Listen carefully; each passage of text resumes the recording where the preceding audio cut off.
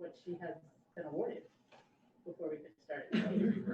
Peter, why don't you share a little bit about what she accomplished? So we all had the beautiful poem that was recited, and Nargis was awarded an incredible prize. Do you want to talk about it? Oh, We're just gonna all clap for you really loud. Exactly. Northern Vermont University holds a annual competition for high schoolers in Vermont to submit writing, and their literature faculty chooses a winner. So I was awarded the winner.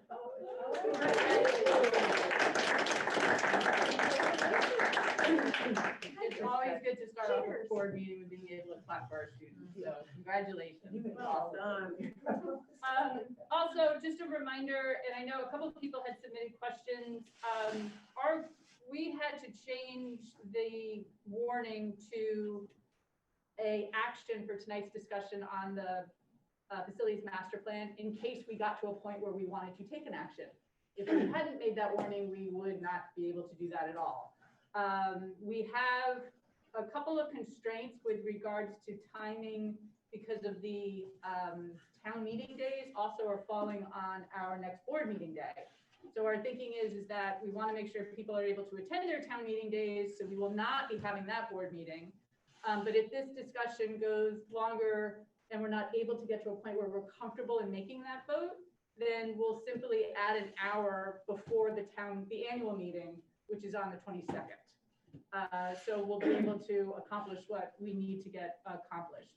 Also, as a reminder, it's a report. There's no action within that report that is about closing a specific school or a recommendation to close a specific school. It's really reporting what we have learned and what we're going to think about moving forward. So just please keep that in mind as we review the information. So those are the couple of things that I just wanted to mention before we get started. And with that, we will now turn to the opportunity for public comment. If anyone, there is no public in the room, but if anyone online wishes to make a public comment, please raise your Zoom hand and we will go from there.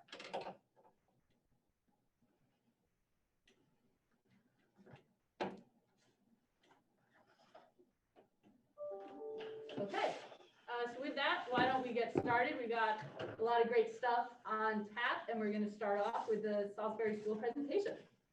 All right, somebody should have the. And before Fernanda starts, there's a big hiring process going on in Salisbury right now, and it's replacing someone who is very beloved. Fernanda has been principal at Salisbury for 16 years, which is amazing. It's such an integral part of ACSD, part of Salisbury, a part of our leadership team.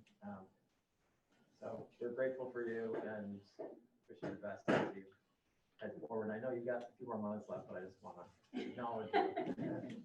It is a pretty significant, I think, process right now to think about passing the torch. However, I also feel incredibly grateful and honored for the past 16 years, having that privilege of being able to lead such an incredible community, and also being part of this district. So I am really looking at a change, at an end to 39 years of being in education, and looking forward to using new skill sets and doing, things that I have put aside for a while, and I'm just really, really grateful for the person that this experience has allowed me to become. So I just really, really appreciate and thank everyone for their support all these years. It's been quite a lovely journey. So there's a looking forward, but also a bit of sadness letting it go. And now that we're in the middle of the process of hiring, it's feeling real. And definitely, I'm feeling it more now. I'm still looking forward, but I'm feeling the letting go a little bit more. So anyway, so thank you for having me here. At Salisbury, we decided that we would present you with a little video. It's 5 minutes. It's a very amateur project. it presents two parts of our community. The first is how we encourage our fifth graders to take leadership roles in the school to create a positive school climate. And I think, we talk a lot about social emotional learning, but it's nothing new. It's been, the ideas behind creating a healthy and positive school climate has been around for a long time. And at Salisbury, given that we have been working together for a long time, there's certain projects that have become a part of who we are. So the first part is our fifth grade gratitude campaign, which we've done for probably about 5 to 6 years, in which we take 2 weeks of the year to really explore a practice of gratitude. And then that practice actually becomes a part of just the fabric of how we do things. So you'll see it at the very end. The second part of the video is about our outdoor classroom. Again, that's something that we've had alive in Salisbury for many, many years through our science program with Amy Clapp. And then when Amy went into the classroom, we kind of spread it out into 3 different forest classrooms. So we have a kindergarten and first grade one, a second and third grade one, and a second and third grade one, and a fourth grade one. The fifth graders do their leadership project instead. So anyway, you will see that there's some level of ritual that happens with a forest classroom that is just a lovely way for students to engage and appreciate and enrich their lives with their connection to nature. So the kids wanted to make it this way. I'd love for you to watch it. Sorry that not all the voices are heard equally. But then if you have any questions, I'd love to answer your questions. So thank you. Thank you.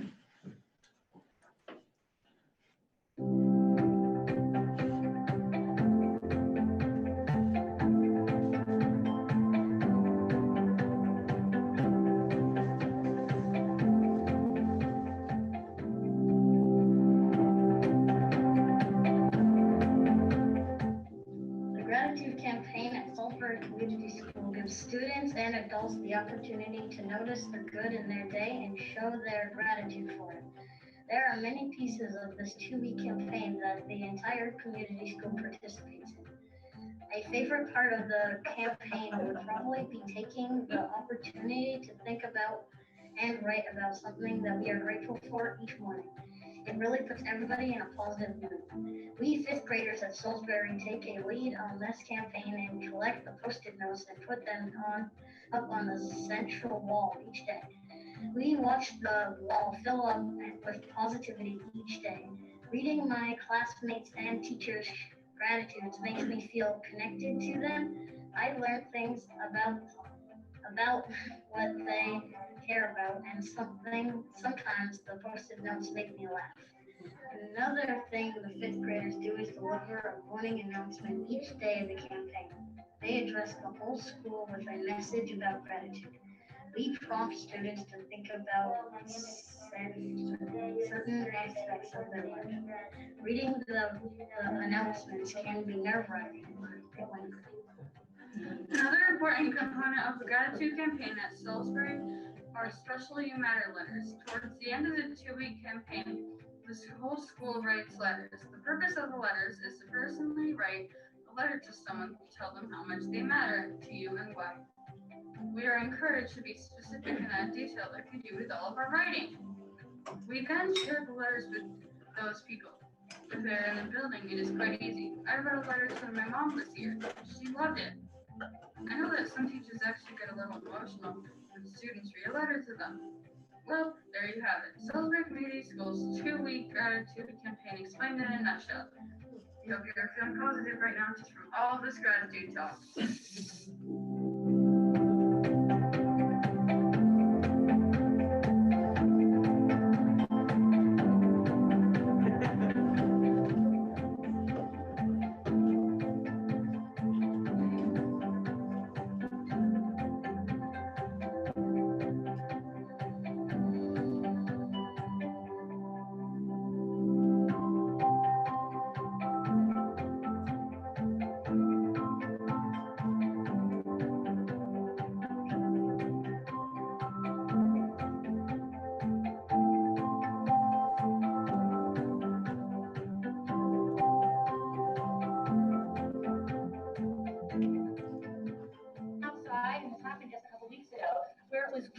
ones that little pieces of soil were coming up and it was actually hurting your eyes? Yeah. Okay, so when those tiny little pieces of soil hit rocks, do you think it does the same thing to the rocks as it does to your eyes? Like rubs against the rocks? Oh, yeah. Could that break a rock down very slowly? Yeah. Yeah. So you're right, wind causes rocks to break down. And can it move rocks if they're small enough in soil? Yeah, wind is a big one. And then when the wind stops, have rocks and soil move to a new place? Yeah. Yes. Also, like rivers, not even just floods, but rivers can, when like the water flows, it carries like little rocks and sometimes big rocks. Yes, with it, and then if it's dropped somewhere else, it breaks down. Exactly. Even just regular rivers that are flooded. And so water.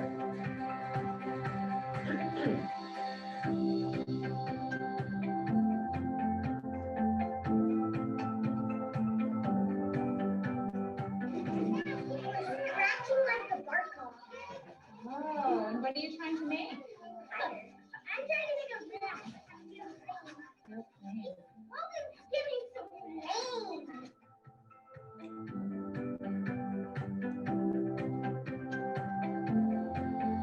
What I noticed about the fourth classroom is that when we were in the fourth classroom, I noticed that there was more sticks on the ground than normal. And then yesterday, I just figured out that there were less sticks and more sticks today because we had stronger winds. For making sure we have oxygen and can build houses, and I'm thankful for everyone, like thankful the trees and people, animals, how they can do all such good things with the planet.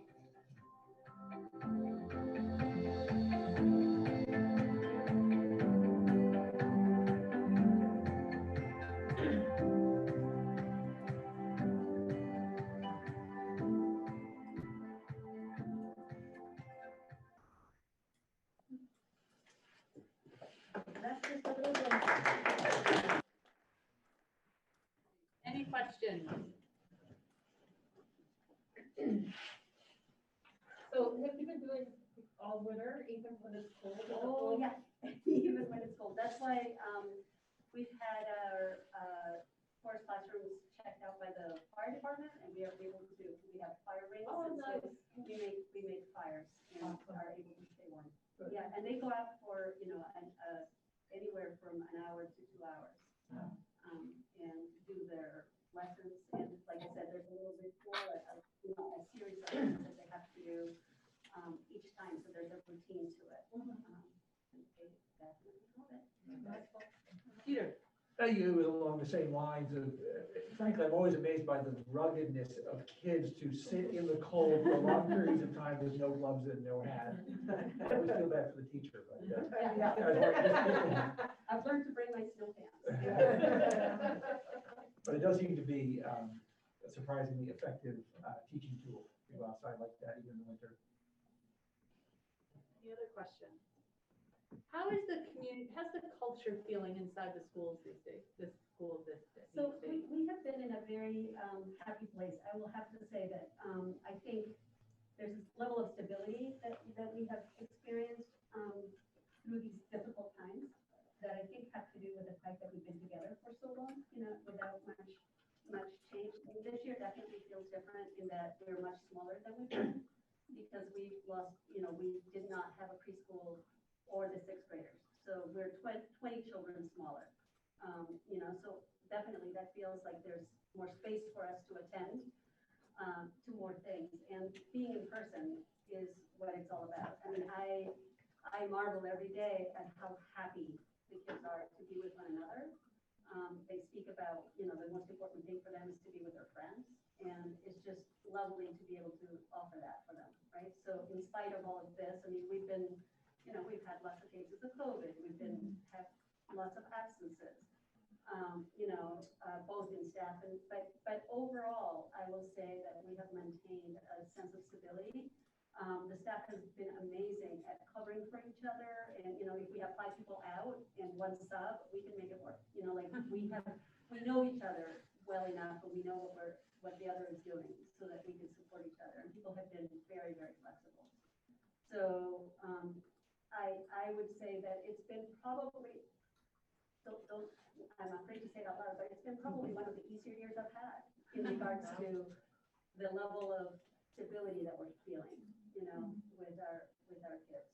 And they're working hard, you know, and we just went through our winter benchmarks of looking at their progress and how we're supporting them, and they're working really hard, and they're doing their best, and they're learning.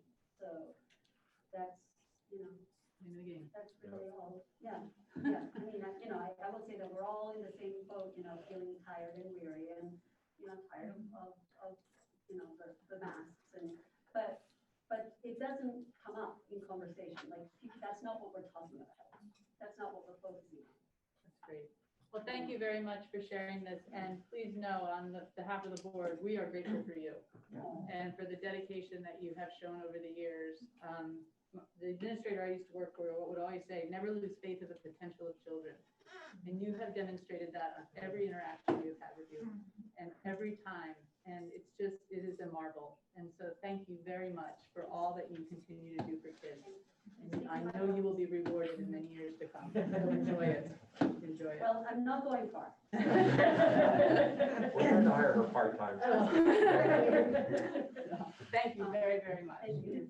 Please pass along your gratitude. Thank you. Yes, I am so grateful for them. Yeah, thank you. All right.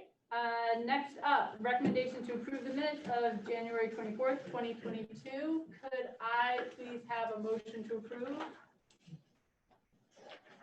Sure. Peter, second. No. Second, Mary G. Yep. Any comments, questions, or discussion?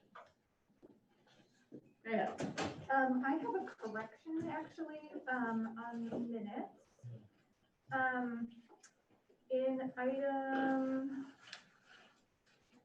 let's see, in item E, reported board about adopting policy D7 under special education. There's a little note in there, Mary Noble is not sure if this needs to be formally voted on by the board. That comment actually applied to some discussion in the other, when I was talking about the communication and engagement committee's work on making recommendations about recording minutes. And it was that I didn't know whether we needed to vote on for the board. So it didn't have anything to do with the special education policy.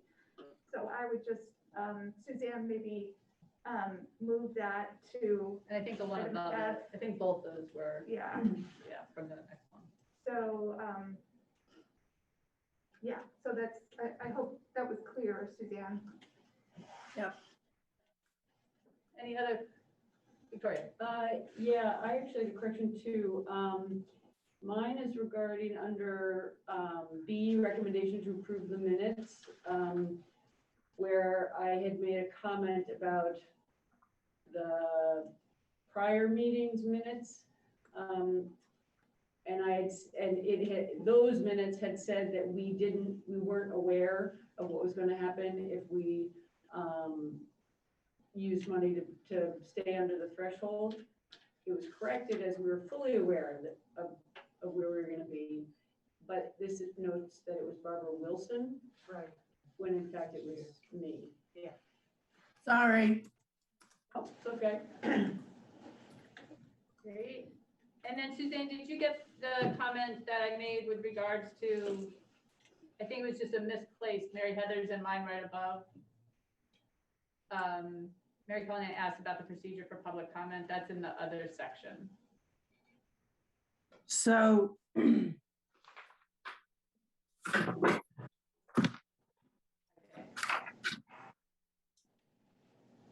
so you want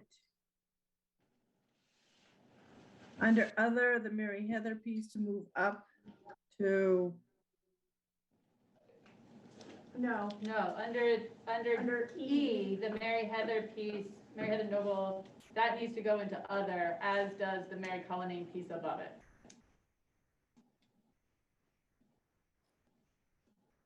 okay, I see what you're talking.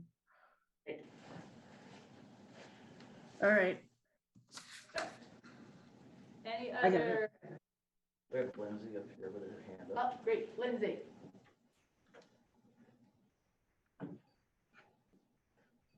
I was remote, not in person. Great. That's- And actually, my when I first. do the minutes, Lindsay, to let you know, I just go in and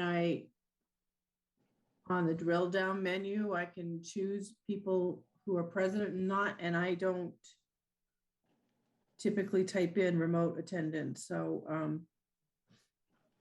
but I will move you to remote. Great.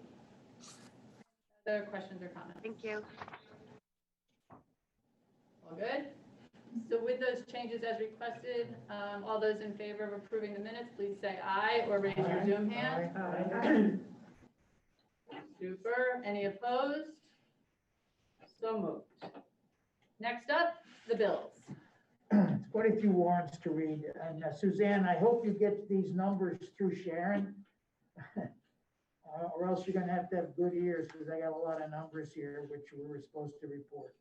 In any case, the first set of warrants are for general fund, read on the 31st of January, and the first one is for $201,366.22. The second one read that day was for the McGilton Fund for $861.50. Then a few days later showed up, I think there were 6 payroll warrants. Why, I don't know. But, I just need to read the numbers because that's what we're supposed to do. The first one was for $1,024,446.38. Was for $4,071.08. Third one was for $186.40. Fourth one was $516.85. Fifth one was $814,479.88. And I think the sixth one is for $932.51. And today, read by myself and Victoria, there are 3. The first one is for the general fund for $427,822.42. And then 2 payroll warrants, one for $80.31, like those, and one for $841,300.86. So Chip, Yes. Pre-filled in on the board pack is some of those warrants that you read, but not all of them. So, is there any way in the morning you can, just shoot me all of the January 28th warrants in an email and I'll get them in? Yeah, Sharon. Yeah, we'll get them to you. This is the ones read on the 28th, read on the 31st. Okay. Yeah, thank you. Yeah. Sorry, you can also cross-check with the notes here. It's under minutes. Yeah, this was confusing because they came at different times and I had all these payroll warrants, and for a year we didn't do any payroll warrants, and then suddenly we're doing them, and I guess I don't quite understand that, but because all I get is a number. I have no other information, or whoever's reading. Anyway, I move that we pay these bills. They've been read by at least 2 of us, and Great, can I get a second? Any questions or comments? All those in favor? Aye. Aye. Any opposed? Thank you. So moved. Next up, report of the superintendent. All right, thank you. Oliver. So the first thing I wanted to talk about a little bit was an update on the strategic plan for equity. And you all probably saw a few weeks ago, a week and a half ago, we got our survey out, our equity audit out, or that's the first part of our kind of collection of data that we've been talking about in reaching out to everyone in our community through various means to get a sense of where we are before we start beginning the work of building the strategic plan. So the advisory committee, which I've shared previously and has now met 3 times, are kind of gelling together now and really starting to think about beyond this audit, what other kinds of work do we need to do in different ways than I think we normally do, so that we're hearing from everybody in our community. And one of the things that the advisory committee has really talked about is the fact that we tend to hear from the same people all the time when we do this kind of work, and we get together and we talk about those that we can't reach out to, but it stays there. And so they're working hard to think about focus groups and kind of out of the box thinking to try to gather that information to really make sure that we know kind of where we are and we can be planning from that information. So over the next 2 to 3 months, the advisory committee will be collecting this data. We also sent a whole bunch of data from ACSD to Hanover Research, who is compiling all of this data. So they both have helped us with the survey instrument. They're also collecting all sorts of data that Caitlin has put together for them to then provide us with kind of an analysis based on all of that data. So the advisory committee will be looking through that data that Hanover kind of filters back to us. We'll be looking at this survey data and are designing, as I mentioned, other ways to reach out to the community. Probably before we hit the summer, all of that work and one of their main objectives is to try to distill all this and provide, kind of a, probably top 10 or they might kind of bring it even closer together, top 2 or top 3 things that they pull out of the data to share with the board. So the board is the next stop in terms of this process to talk about what the community has said and to kind of set the vision for the strategic planning, which will then start to take shape over the summer into next year, when action teams can really kind of take these major areas, these kind of major foundational goals, and start to build out what that strategic plan looks like going forward. So look for more information coming from the advisory committee. Probably the advisory committee may have kind of subsets after our next meeting to start to tackle different pieces of this.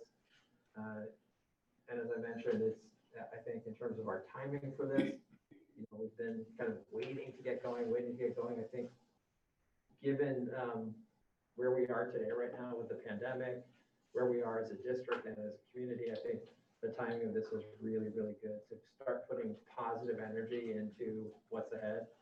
So I'm personally really excited about it. And I think it's needed for our community. I think it's going to be really helpful for people to lean in together to lock arms and look ahead. Can you just describe data? How long do you have? All I want is a little, I mean, I can understand gathering data or data, whatever, from the questionnaire, but the way you're describing this data, it's coming from many places. So can you just give us a little generic idea of what that means? Sure. So I was mentioning the data that we sent to Hanover. So Right. So we sent them academic data and kind of behavioral survey data. So that's data that we collect through different means. We are sending it to them and they're looking at it and kind of basically kind of disaggregating it. And I'm not sure exactly what form it's going to take when it comes back. And Caitlin might have a better sense of this in terms of, because she was working directly with them in sharing this data. But the idea is, in a similar way that we use data in making decisions around, classroom needs and interventions and things like that, this is kind of more of a meta-analysis, a higher level to get as much information about us as a district, about our demographic information, about who we are, about what our kind of like our socioeconomic status, all those kinds of things to say like, here's what we're seeing based on the information that you've collected. One of the things that we we know is that we don't have a really strong data system as a whole, and that's something that we want to build towards. It's frankly kind of a Vermont problem too. I don't think it's something that if you did an analysis of districts in Vermont compared to other states, I don't think we're as strong in this area. It's sort of something we've identified here and something that we're working towards as well. Caitlin, anything to add to that? I pulled up the list of data sets. So they were in just in the big buckets, which they have lots of bullets under each of them.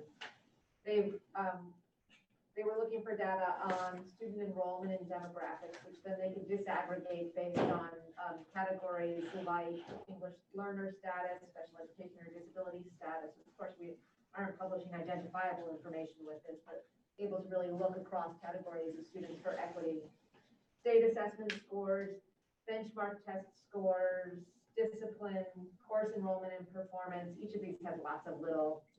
And then the last one was National Student Clearinghouse data, which we don't subscribe to, but we found comparable, was the post-graduation participation in education after.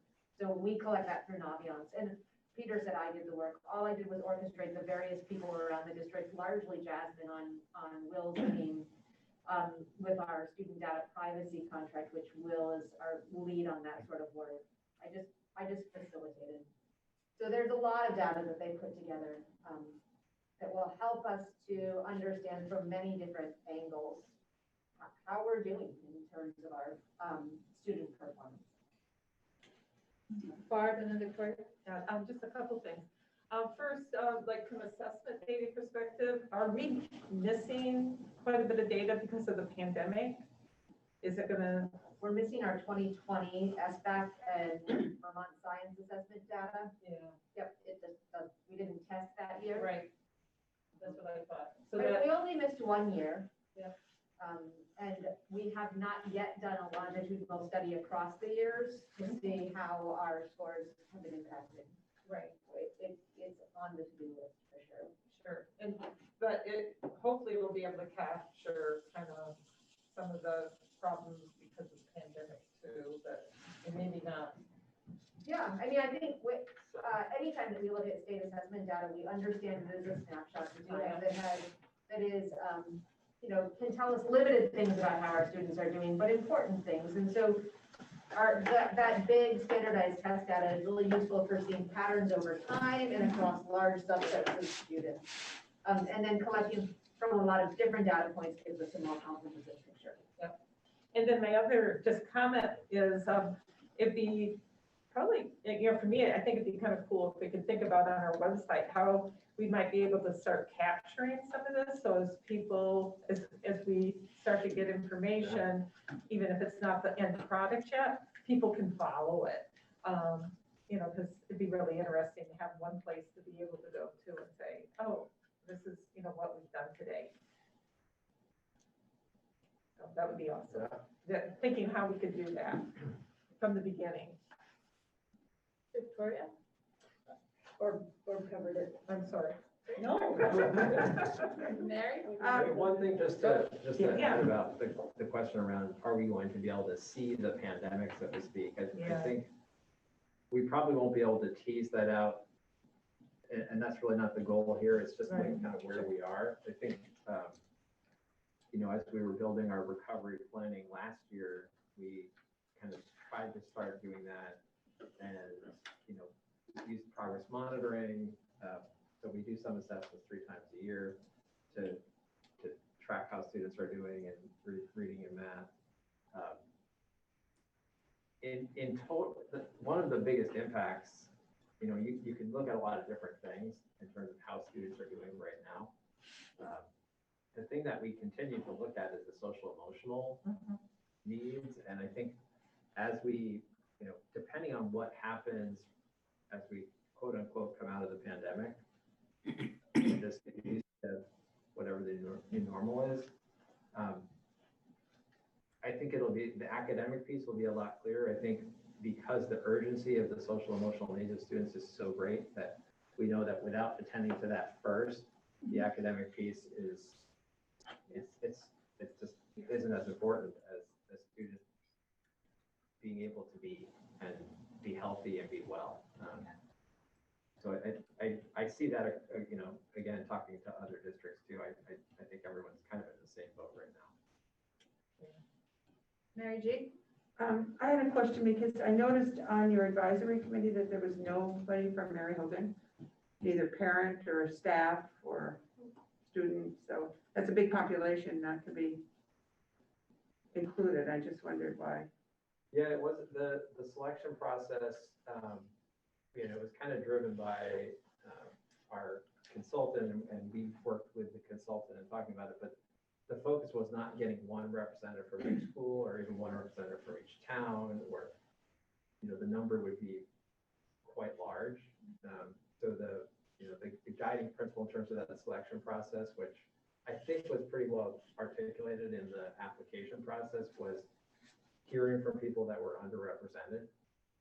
So if you look at the kind of the makeup of the advisory committee, that the consultant really kind of pushed us as a district to think outside of that, get one person from each town and look more at those that, maybe their voices aren't being heard as much. That was more of the driving force behind the advisory committee. But I think when I see the advisory committee meets in here, when I see them in action, I think they're doing a good job of representing everybody. I have other questions about that. And I know you sent us the information about the survey, but as board members, we weren't supposed to fill out the survey, were we? You can, yeah. Oh, we could. Okay. Oh, I wasn't sure because I saw parents and caregivers, and then I saw staff in the, as the letter was sent out. So I didn't know I was supposed to. So is it too late for us to? No. Okay. Cool. Are they different? The staff one and the parent one are different, correct? Yeah. So that would be, if board members participate, I assume you would want to direct them Well, to one or the other? No, the survey itself is the same, but the emails were different. Oh, okay. Yeah. Okay. Okay. So it doesn't matter what. Yeah. All right. You just get to do it once Yeah. though. Could you, or and Caitlin, could you talk a little bit about how is Hanover thinking about the survey and it from a expectation of response rate for it to be weighted a certain way? You're looking at me, but I'm actually the least involved in that particular part of the process. So they haven't shared like this is the response rate we need to have it be valid and reliable. I think it's kind of casting as wide of a net as possible and working with the collection that we get. I think one thing that the advisory committee talked about a lot was the fact that those people, again, that we talked about that we want to hear from might not either have the time, might not have internet access, might not be inclined to fill out a 20-minute survey. We need to find other ways to reach those people. So that's where kind of the multimodal approach is in getting more information than just an electronic survey. Yeah, because I think it's one of those things where, and I'm sure Hanover they have incredible experience in this, is thinking about how do you ensure that you're painting a full picture, right? And the scale's tipping either way or it's wrong, right? Like what is an accurate view, and that's really hard to figure out. So good luck. Well, and we all bring a real bias, right? Totally. To what we see. So it's very easy, which is why in this process, we're really trying to push ourselves. It's why I'm not, in the last strategic plan, I led a lot more of it. Now I'm being more of a participant in this advisory committee as opposed to leading the advisory committee. So I'm also aware of that for myself and trying to check that and just kind of listen and of course guide as well, because that's important. And I've got to kind of move you review like this that is helpful at times. Other questions? Can I add something? Sure. That I think you're right to wonder about the response rate of the survey, which is always a wonder every time we implement a survey. The advisory committee did make a point of translating the survey into, I think, 4 different languages for all of our target audiences. So, you know, they're absolutely trying to make it accessible, but it's also just one part of a mixed methods approach that Hanover is running. So they've got their survey, they've got the equity scorecard, which is that data that Peter was talking about.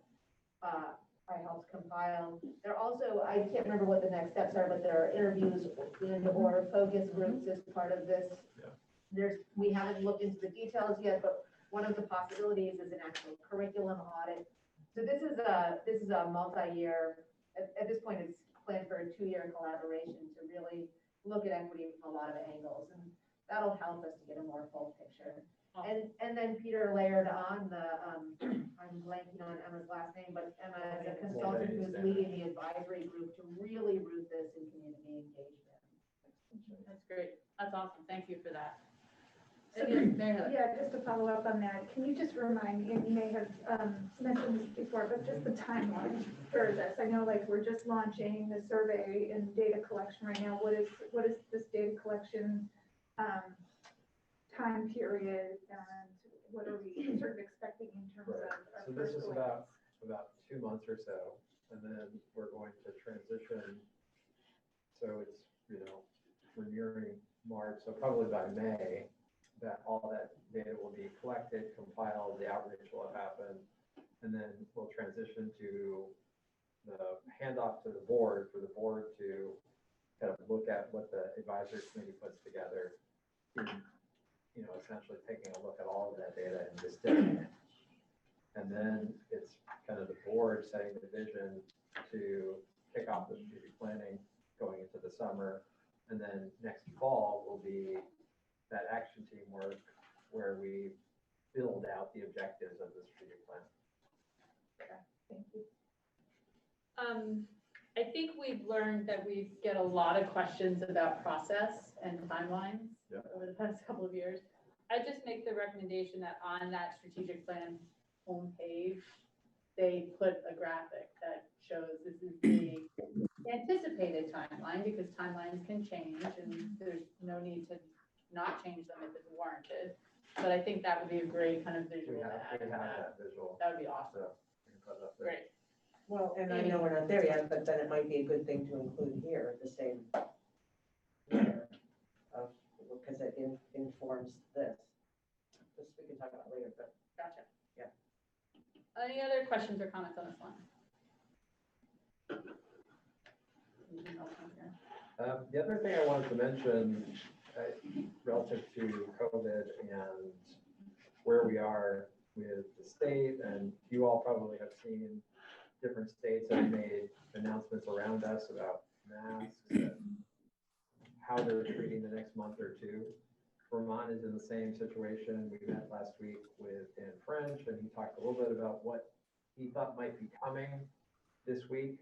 So we expect in the press conference tomorrow some announcement from the governor regarding masking, and I don't know exactly what he's going to say yet. So everyone's kind of waiting on pins and needles right now. My sense is that they're not going to move super fast. The last thing we had, which we still have, which has been in a holding pattern since August, is the 80% vaccination rate to unmask. So that is still a thing. It's kind of sitting out there, and right now it goes until the 28th. February. I mean, goes meaning if they do nothing, it takes effect on the 28th. It goes live, so to speak. So that is one option, that they could just do nothing essentially, and that goes live, that 80% goes live on the 28th. So we'll see what happens tomorrow. If that did go live, Moms is right around 80%. The high school is at 87 maybe. And then the only other school that meets that is Waybridge. Wow. The only other school that what? That meets the Meets that. 80% or higher vaccination rate. Are we talking fully vaccinated or the two initial shots? I believe that's the two initial, yeah. Mary Heather and Peter and Nargis. I mean, this is, I know this is a detail, but how does booster factor into that? Is booster considered required for being fully vaccinated or I not? don't believe so. So just the two? Yeah, I believe it's the two. You see? Could you just give us some broad stroke idea of like, how are things going right now? It seems, are cases, precipitously going down? What's the testing regimen? Cases have gone way down. And, I mean, you can see it both statewide and in schools. Things have definitely lessened over the last 2 weeks, as we expected. I mean, to be honest, we're really just trying to get back into doing the things that we know students need. So after our last meeting, we had the winter ball last weekend and are starting to do things like that I think are, when you look at the value of that versus what we know about Omicron, what we know about where we are right now with 2 years of the pandemic, the weight on that winter ball is quite high, or it's important. So, And do you have a sense of kind of where the teachers and kids and staff are at in terms of if the 28th comes along and the guidance goes away? so Because of course, it's only guidance, it's always been voluntary. Anyway. Right. So there's a lot of, in talking with superintendents last week, and, we do a lot of things across districts, there's a lot involved when you have sports going on, you have other systems in place to figure out how all these pieces fit together. So if that indeed does happen, we may wait a week or two just to figure out how it all works together before moving forward. One of the challenges with that 80% is it's just a random number. And in August, it was incentivizing more vaccination. Now, and I don't know of any other states using a percentage vaccination rate to do anything, to mask, unmask. So I personally don't feel that the state should continue using the 80% vaccination rate at all, and should make the decision based on the science that we do know. And do you have a sense of I'm trying to just, is this something that would be welcomed by the majority of people in our school buildings, or would it be met with fear and nervousness by the majority? That's a good question. Yeah. I think time will tell, but I think people feel different today than they did yesterday. Yeah. I think when I see what's happening across New England, for example, that starts to change people's thinking around what's possible here. When they see that Connecticut and New Jersey, Massachusetts, and all these different states are moving in that direction, I think that's helpful. So I think it's changing, and I think our goal is to follow. We've been following the guidance for 2 years, so to not kind of go off on our own on some crazy tangent, but to also be thoughtful about it and try to nail communication so that people understand it. And if people have questions, I think Kelly has done an incredible job of kind of listening and being with people and explaining things. So we'll continue to do that and see where we go. Who's next? Okay, So, first of all, the winter ball is great. I was just trying to understand like the different requirements, I guess, for vaccination. So if they did nothing February 28th, schools above 80% vaccination rate would have the option Yes. to get a mask free. Okay, and then would it be like a district by district decision on whether to do that, or would it? Okay. It would be a district by district decision. However, the region, which is Chittenden, Franklin, and Addison, we are very connected together. And we have a meeting tomorrow at 3 o'clock to talk about the governor's press conference and talk about how we all are approaching that. That group has been incredibly helpful to provide different kinds of thinking, and I think it's one reason we've been successful is the collaboration and coordination with them. So that's happening tomorrow. So we won't be just kind of on our own. We'll be working with our whole team of districts as well. I'm just curious whether some of these other districts and the timing, I mean, one of the things I keep thinking of is the timing of our Fed break and how everybody will travel and then come back, having, going wherever, been exposed to whomever. And so I'm just wondering how that factors into the discussion and planning and whether Fed breaks coordinate with some of these other districts. I'm not really sure whether they do. That was How does the, that factor in? yeah, that does factor in. We talked about that a lot last week because, again, if the 28th, the governor says, okay, the 28th is already set, you have the option to, if you're 80%, our guidance says you can unmask.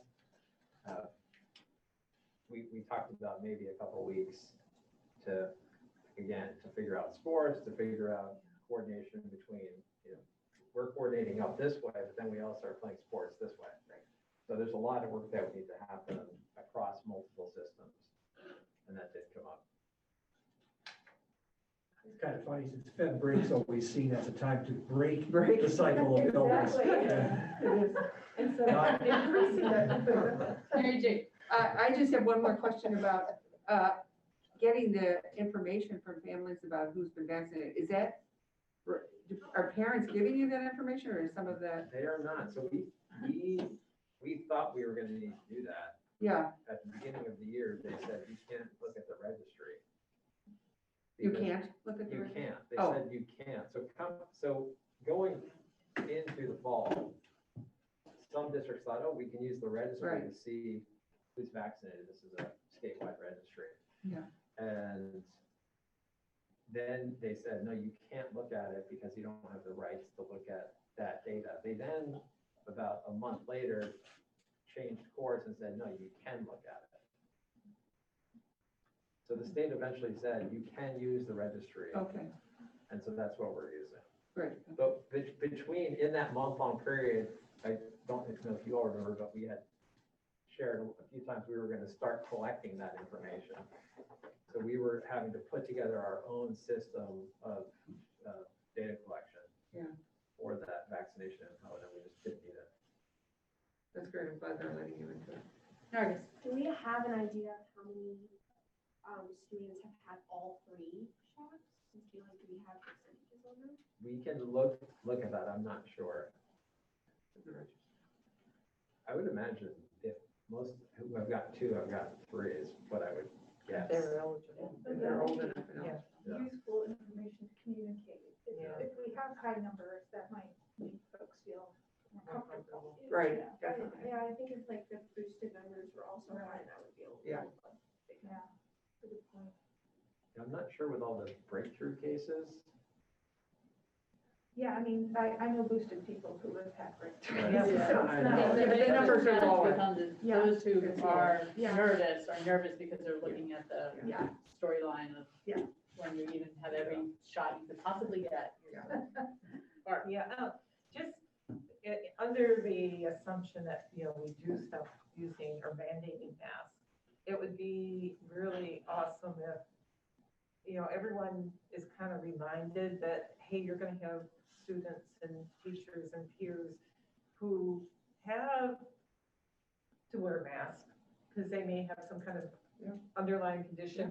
And just, this kindness campaign, because kids can be kind of cruel sometimes and make fun. And I just really hope that those that are more vulnerable don't feel uncomfortable because they're coming in wearing a mask still. And it might need some special kind of treatment from you guys to really remind kids. And in a nice way.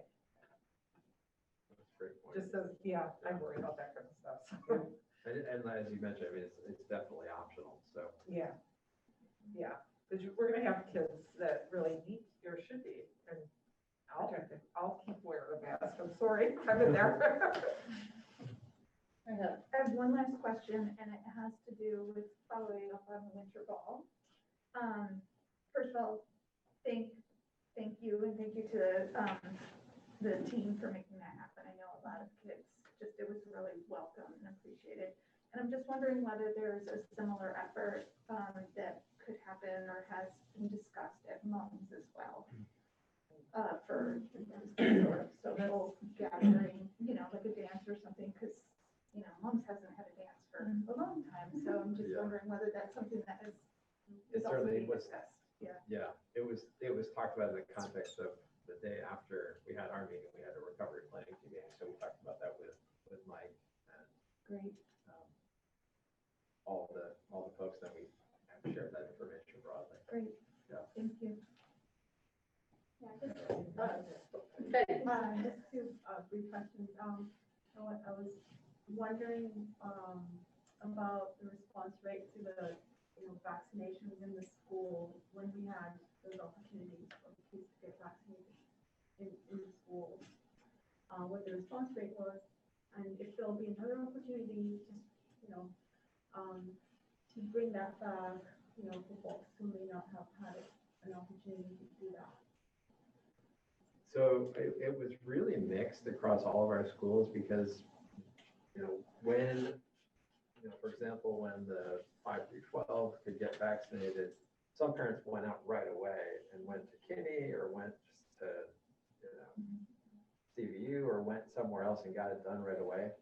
So there wasn't a consistent response rate across schools, I would say. But we did, I think when I talked last to the nurses and to Kelly, they felt like we had pretty much saturated the community with opportunity. Depending on what happened with masking, if a school was close, it may make sense to talk about that. I'm honestly really hoping that this 80% just goes away.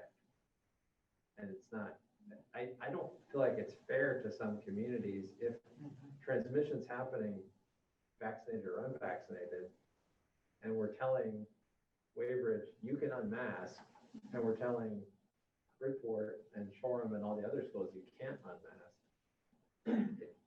It just doesn't sit right to me. I agree. Should be one standard. Yep. So, All right, well, we'll wait to hear. Yeah. Anything else in the report you want to highlight? No, that's it. Okay, great. Next up, report. Does Betty have a second question? Yeah, I just have a quick question from the report of the superintendent about something I read about Ripon. So it appears that they have some kind of gift or from the college or the staff at Riker for a skiing program. Do you have any more information about that?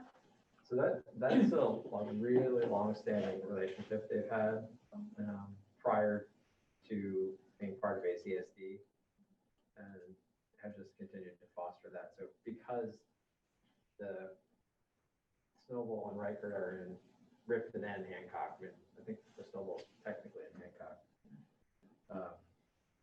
The college has always had a kind of a town-gown relationship and has offered those opportunities to Ripon students. So we just continued that. Originally it was from like a low taxes kind of thing of letting the kids ski at Rikers every week and then once for Snowball kind of thing. Yep, the parents do the transportation. Any other questions? Actually, I do have a follow-up. I'm so sorry. Just along the same lines, the residency, well, I don't know that I would call it a residency. It was in Waybridge's report about college students and professor, doing some activities with students. I'm wondering if is that something that's also kind of a longstanding thing, or is that something that has been continues to be done in other elementary schools as well? Or? So there has been one professor who's been working a lot in Waybridge for at least 4 to 5 years. There were always college students around when I was in Waybridge, at least like one classroom. I don't know. But that's not just in Waybridge, but college students are throughout ACSD. There was some targeted work that was happening at Waybridge where there was like a, not necessarily a study, but there was kind of more of a focus, and it was around math.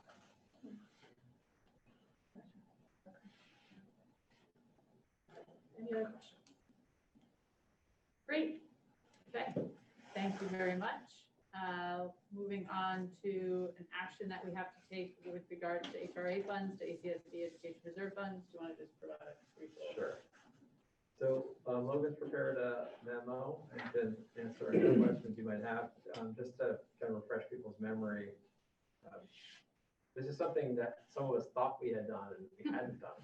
So this is now the time to actually do what we thought we did, which was move the funds from the HRA to the Ed Reserve Fund. This is, semantics in some ways, but it just helps to consolidate the funds under one title instead of having this separate fund that people ask questions about and say, why do we have this other fund? And frankly, there's never going to be a reason to draw on it specifically as an HRA fund. So it makes sense to have the funds in the Ed Reserve, and that's what they are.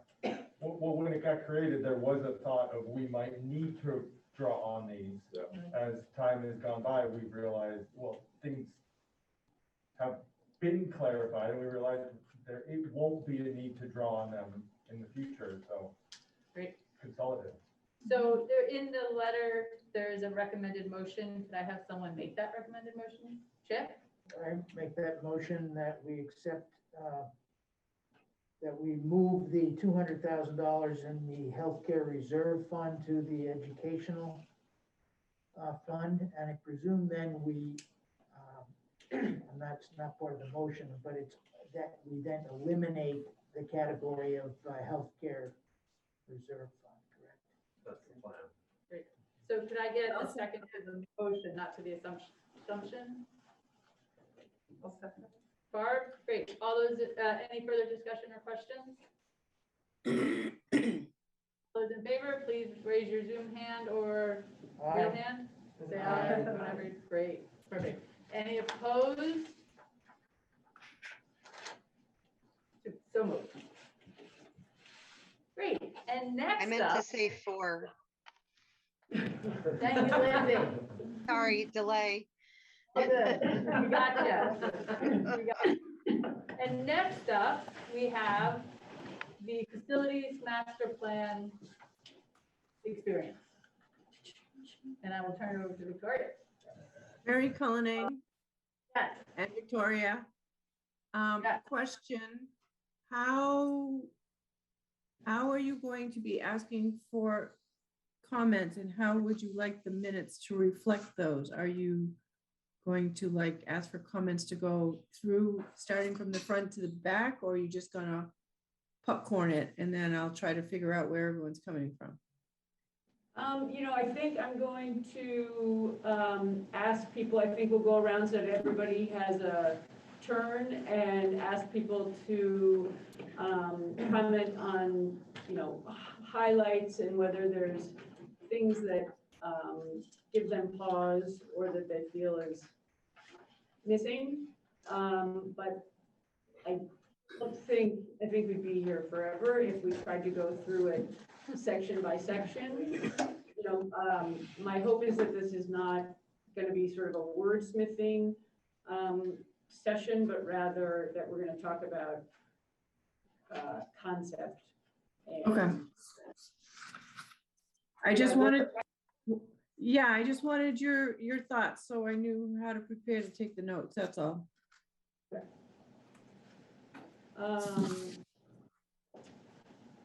So this is super exciting. We're finally here.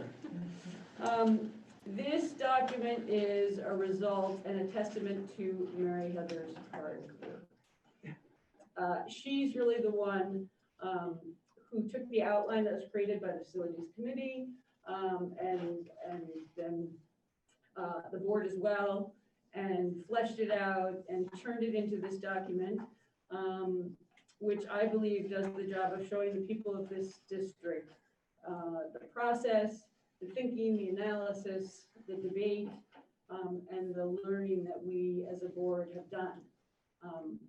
I personally think that it does it tremendously well.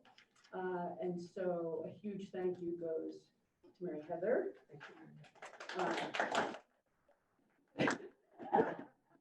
She hates this part. It can't be unsaid.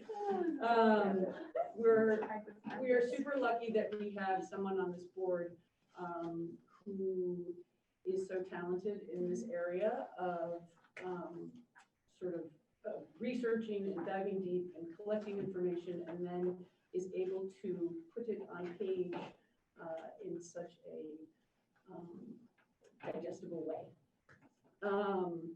So as you have seen, this document explains what we did and why, what we learned, and what we believe is important to remember in the decision-making going forward. As you know, it is not an action plan with specific steps that we must take to address our challenges, which I think is important because when we talk about whether or not we agree that this is the document that represents what we've done, we're not actually taking motion on any steps, as Mary said at the beginning of the meeting. The facilities committee has read and thought about and debated and modified this document since its inception as an outline. The committee has spent long meetings debating how best to present the information, and we are in agreement that this does the job pretty well. This is not perfect, nor are we. So we'd love to hear your impressions, the highlights as well, as if there's anything that gives you pause, as I said before, or that you feel is missing. Anything that would prevent you from supporting this document as the official summary of the work done to date. So I think what I'd like to do is go around and hear from each one of you on your reaction to and questions about the content, with special focus on the last section, section G, which is moving forward. In addition, I want to make mention that we know this is comprehensive and that most people won't read the whole thing. But we felt that we needed to present the information and have it all in one place, and that the community engagement committee is going to be tasked going forward to work with Emily and really flesh out, with the help of the board, how to disseminate the information, whether that's e-chats or summaries, cliff notes, Q&A, newsletter, whatever that may be. So with that, I think before we go around and start everybody's individual comments, let me just ask if Mary Heather or Mary or Peter have anything they want to I would say a couple things. One, this is, and Mary Heather mentioned this in everything that she sent out to folks, this is not in final format. So there will be stylistic attributes that are put into this document to call certain information out, to ensure uniformity of data and charts and all that stuff. So please keep that in mind as you think about your comments. We don't have to go through all of that. I do want to formally thank Mary Heather. This was a disproportionate amount of time that a member of a board puts towards a work product of this organization.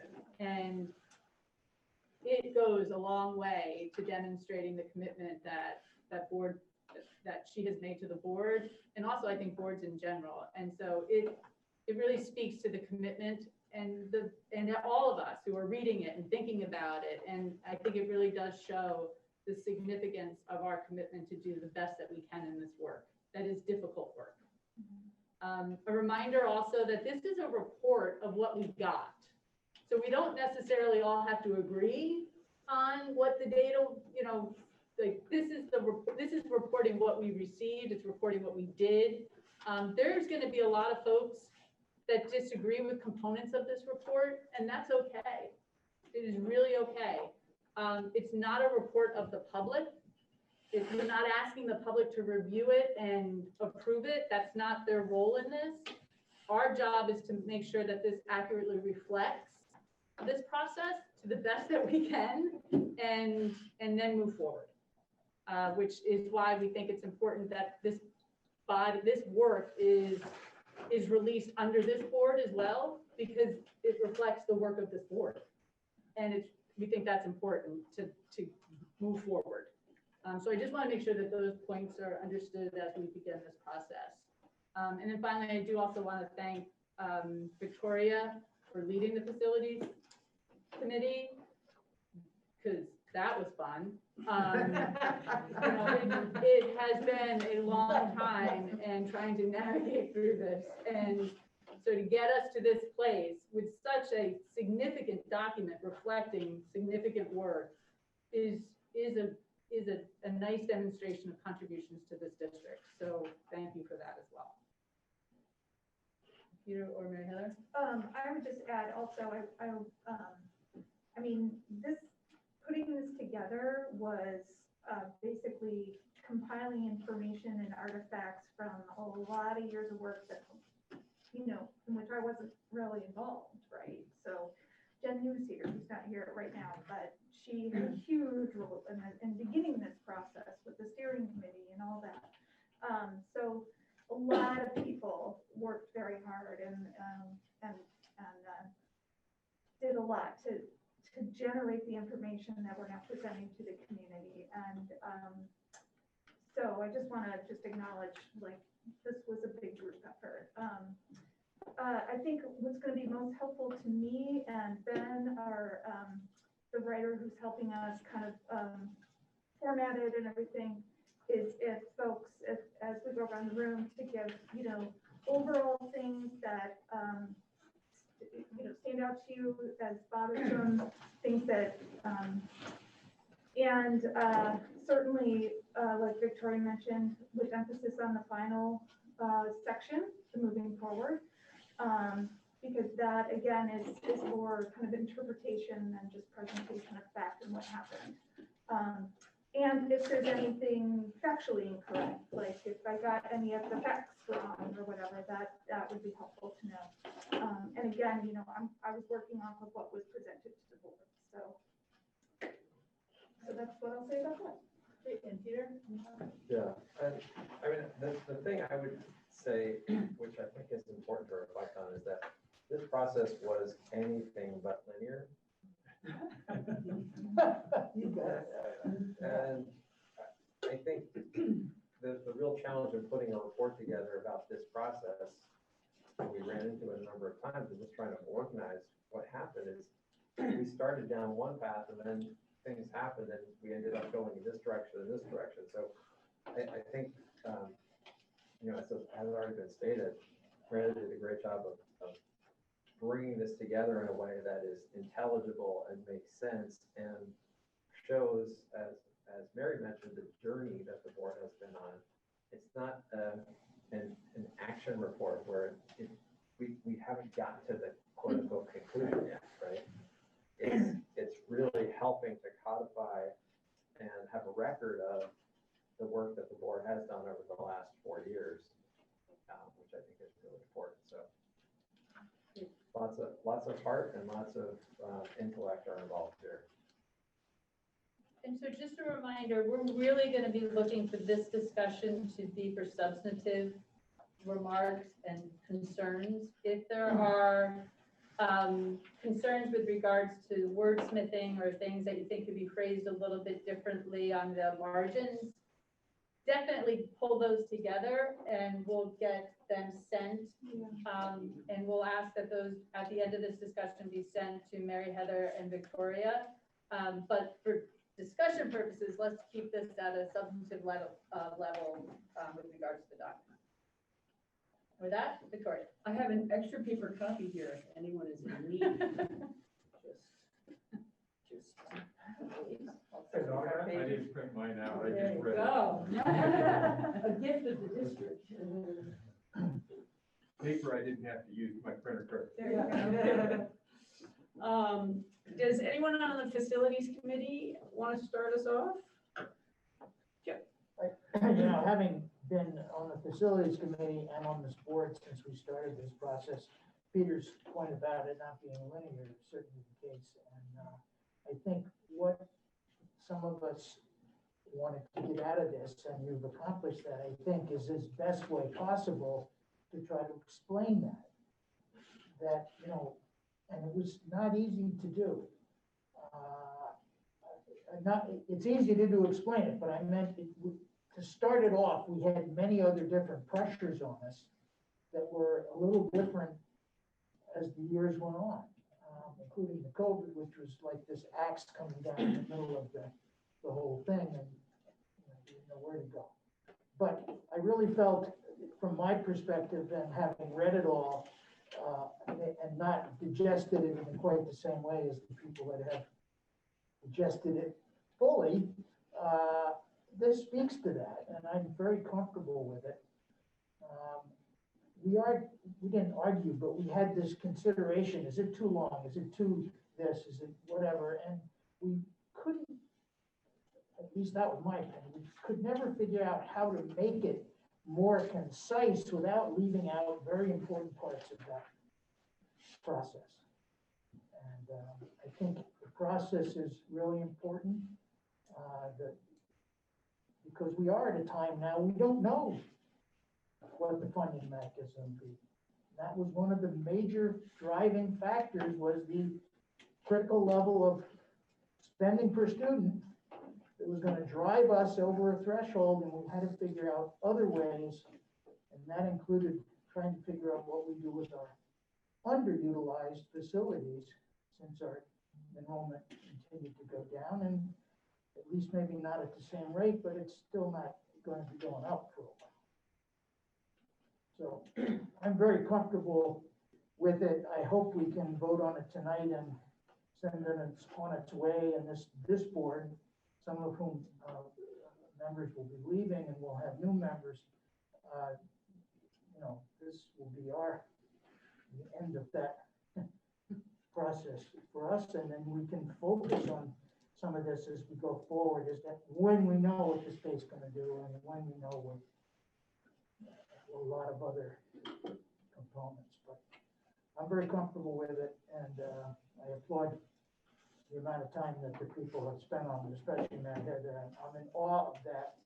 As I told her, I never took a course that needed a paper more than 10 pages. So, you know, this is a lot bigger than that. Thank you. Anyone else, or should we just go around? I thought it was very helpful because it has a lot of historic data that from the very beginning, that I'm not on the committee, but hearing it at various meetings, it really made it gel, so that I now kind of could see, even though it wasn't linear, I could see where we were going and the different avenues that we went into. I did speak with Victoria this morning about the length of it, and fearing that, you know, many of the people who would be needing to read this or really digesting it would have a difficult time getting through it, because it's almost scholarly in a way, you know, it's really heavy. But Victoria said that, you know, there was an effort made to make it more digestible for most people, which I think will be really helpful. I did make some suggestions around some trigger words that I think sometimes could be taken in a way, a judgment, I mean, place judgment. And it's around the word, and there's only one small section, which is probably related to our school performance and the fact that low income or children in poverty, are always, they're the ones that we're most concerned about and making sure that we reach them, which I totally get. But I think some families might be offended by that. So I think we need to use terms that are a little bit less judgmental. So I gave Victoria a couple of thoughts on that. But other than that, I felt it was really helpful. I do think that when we bring it to the community, that the steering committee was so important at the beginning. It's almost like we need them back to bring it back to the community and have them, their input or their, I think it's very valuable that they are the ones that return a lot of this information to the community. So it's not just a board. That the steering committee was very responsible at the beginning. So those are my thoughts. Thank you.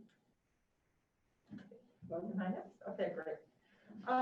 Very detailed document, and actually in some cases it was interesting to, have heard things spoken about well beyond the board and actually seeing the report, and being able to drill down on it, because sometimes it was a mystery and because you didn't have that one place to go to.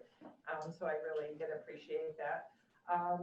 In going through it at times, I was like, and I don't know how to do it better. Having the repetition, especially of in several sections, repeating the same information from the Truex Collins report, almost identically. And I understand why we did that. But sometimes, from just sitting down and reviewing it, if somebody was going to do it, it might kind of get overwhelming a little bit for them. So I also looked at it from the lens similar, to what Mary for trigger words and that kind of thing. And there were some things that kind of like jumped out at me that I'd like to share.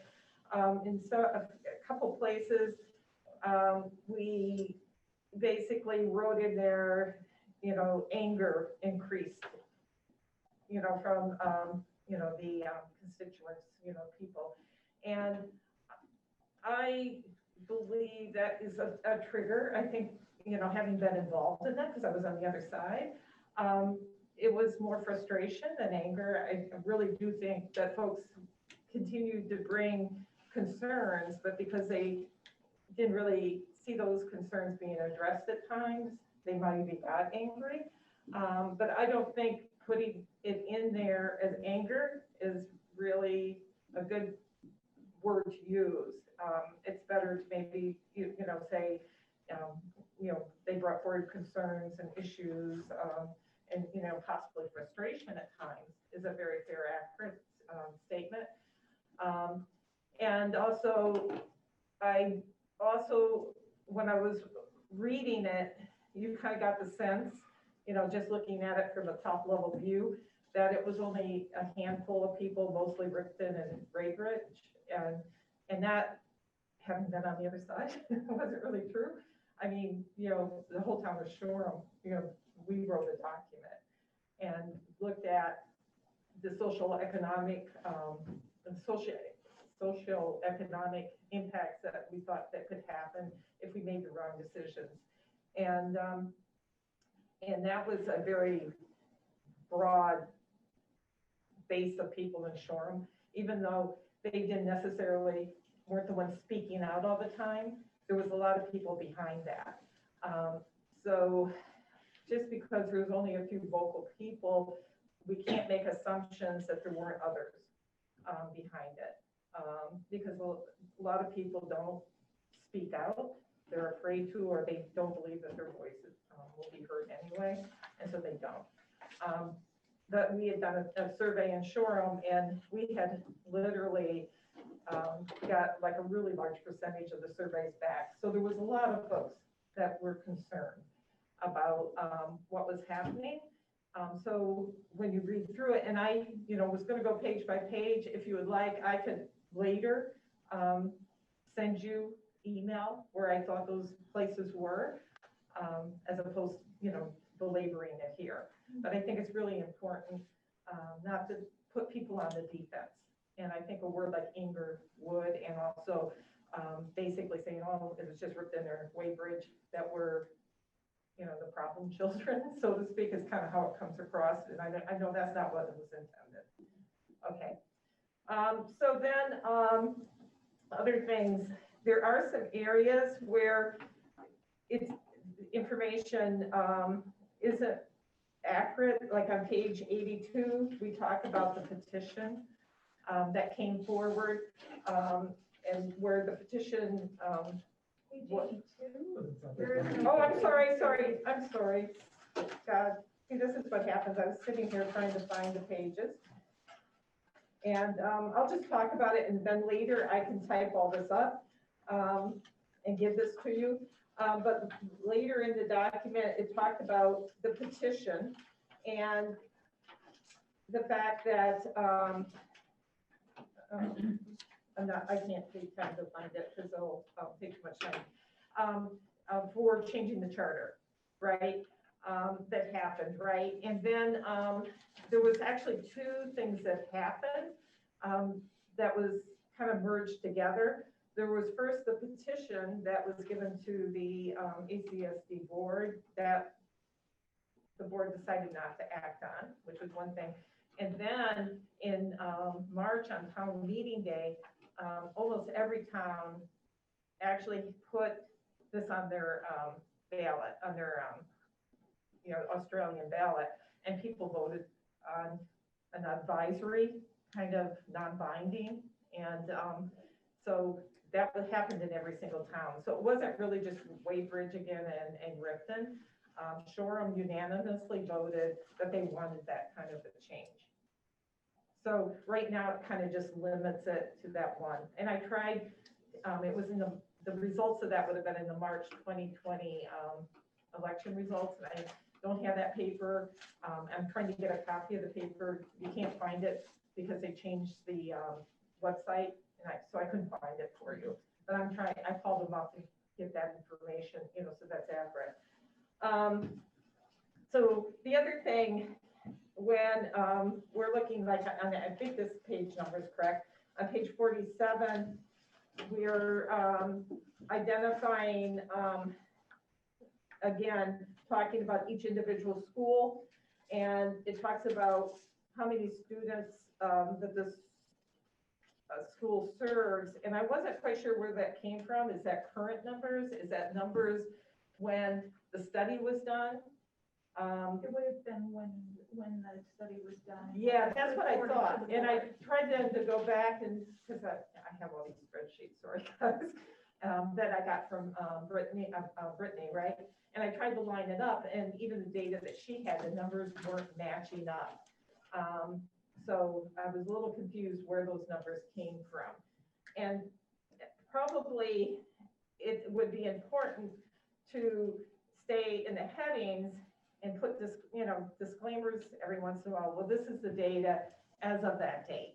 Yeah, there's two comments just to clarify as we move forward on any data questions. For all charts and data, we will be reminding folks of the source of the data, what the data did include or did not include Right. in regards to preschool numbers specifically, when that data was collected, and that it is reflective of a point in time and should not be compared to current data. Right. So that's just a clarification, and that will be done for all data points. Good, yeah, because that was what I would have assumed, but then I went back and I tried to match the data up, and I couldn't match it up for some reason.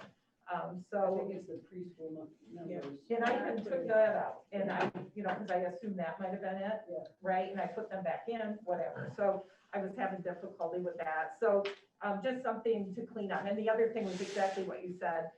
You know, let's label things, charts, you know, where they came from, you know, what fiscal year this data is associated with. Because again, you could read it and then think that this data is current when it may not be. Right, and just, sorry, Barb, just to clarify, so like on page 47, Yep. that section is under the Truex Collins facilities analysis, so that data would have come from Truex Collins.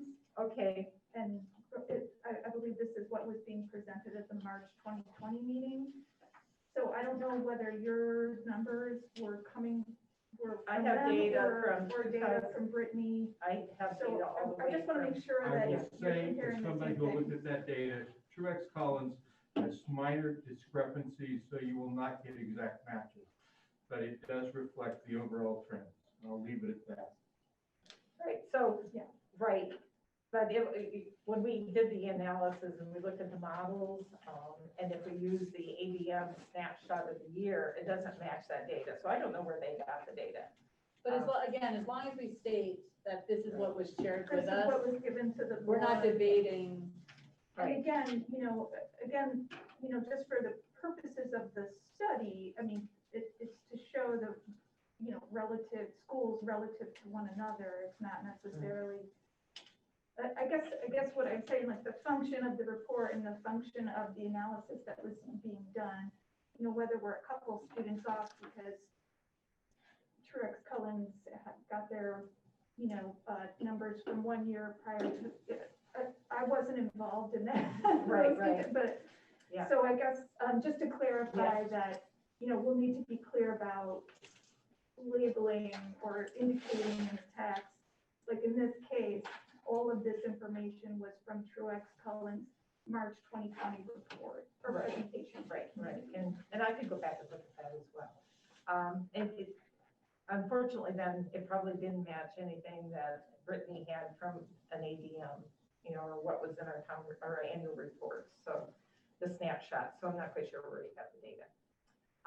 The other thing, and this is similar to what Mary had already talked about, in one case, we talk about some of our smaller schools having achievement gaps, but we've never substantiated that, and we've never really spent time talking about that.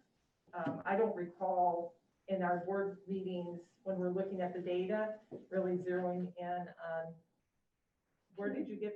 Can you just, which section are you talking about? Unfortunately, I'll have to find it. Unfortunately, it was marked in here and I'm just trying to, capture highlights.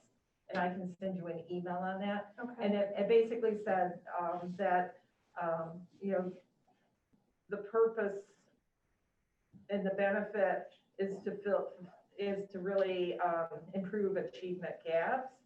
But we've never really talked about what those achievement gaps are from school to school.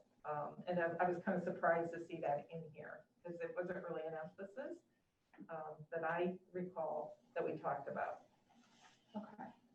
Well, I mean, we've talked significantly, I think, about regards to, from an equity perspective. Yeah, well, no, from an equity, from a resource equity perspective. And I think the implication there is that equity is clearly in challenge because we do have gaps. Right. I think she's talking about page 66, where you have the key takeaways, the second bullet. Thank you. I think. Okay, this just helps me like. Yeah, zero thank in. you. I think. I made a mistake. And throughout, and we've talked about this even in the annual report, we fixed this and clarified this. We were talking about enrollment declines, but at this point, if you look at the trend in the history, we've stabilized for the elementary, and it's really now the high school catching up. And when you read it, it really makes it sound like it's the elementary schools are going to, continuing to decline, continuing to decline, which history doesn't really show that right now. It shows that they've stabilized, and it's really the high school that has now a couple of cohorts that are larger than the average, which is around 120. And so that, is something that kind of gets people frustrated, when we keep saying the elementary schools are declining in enrollment. I don't remember Yeah, I there don't being a think specific it's statement. just saying ACSD's enrollment is declining. There is a place, I'll find it for you. Okay. Yeah, there is a place. And I know you're all being patient with me. I'm sorry. The other thing is related to the transportation study. We have a section on it. It talks about it, the initial report, but we did pay the consultant to do further analysis on it, which obviously, we all have a copy because Peter gave it to us, that was dated January 11th. And we don't make any mention of the analysis where he was looking at the social economic factors like free lunch, that kind of thing, and trying to design bus routes based on the four-school model. And I think that needs mention, that we did at least have that work started, and possibly then in section G, we need to finish that work, right? Because that's a very important aspect, because we continue to talk about bus rides, trying to keep them under an hour, that kind of thing. And I know it's a hard problem. And I think, then the other thing, just as a thought, when you go through the Truex Collins report, all the cost data, it's written down, it talks about priority 1, priority 2, and priority 3 cost. And I am thinking, I'm sorry, Barb,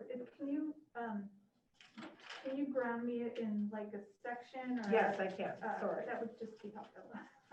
Sorry, I'll find it, if you bear with me. Yes. Are you talking about the section that introduces? Page 24. The elementary school study stuff? Yeah. Okay, Yeah. thank you.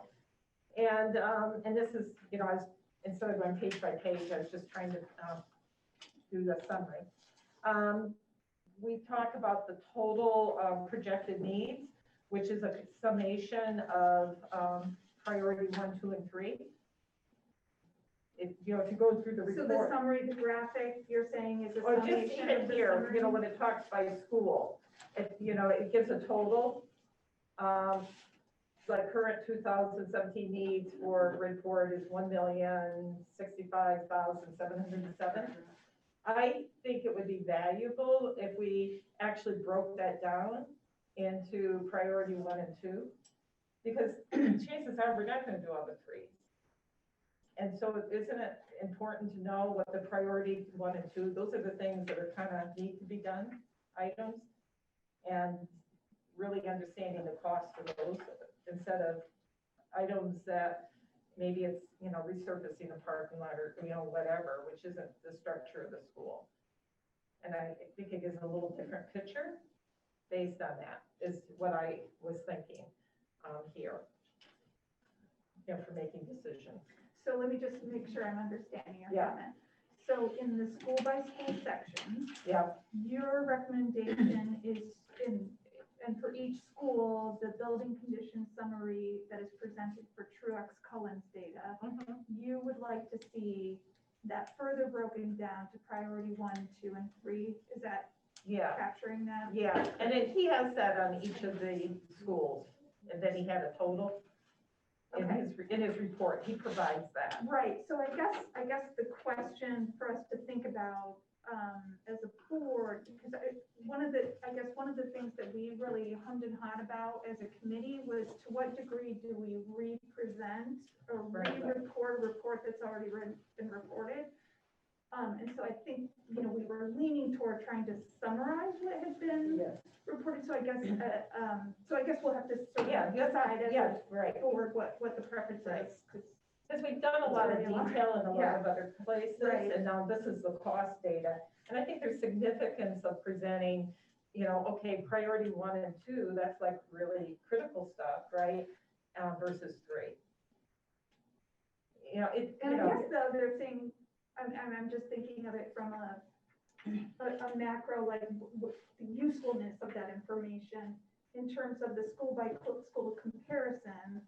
Is that going to It changes it a lot. that It does. significantly? I looked at So that's Short's something that we numbers, need for to think about. example, and it cuts our number in half.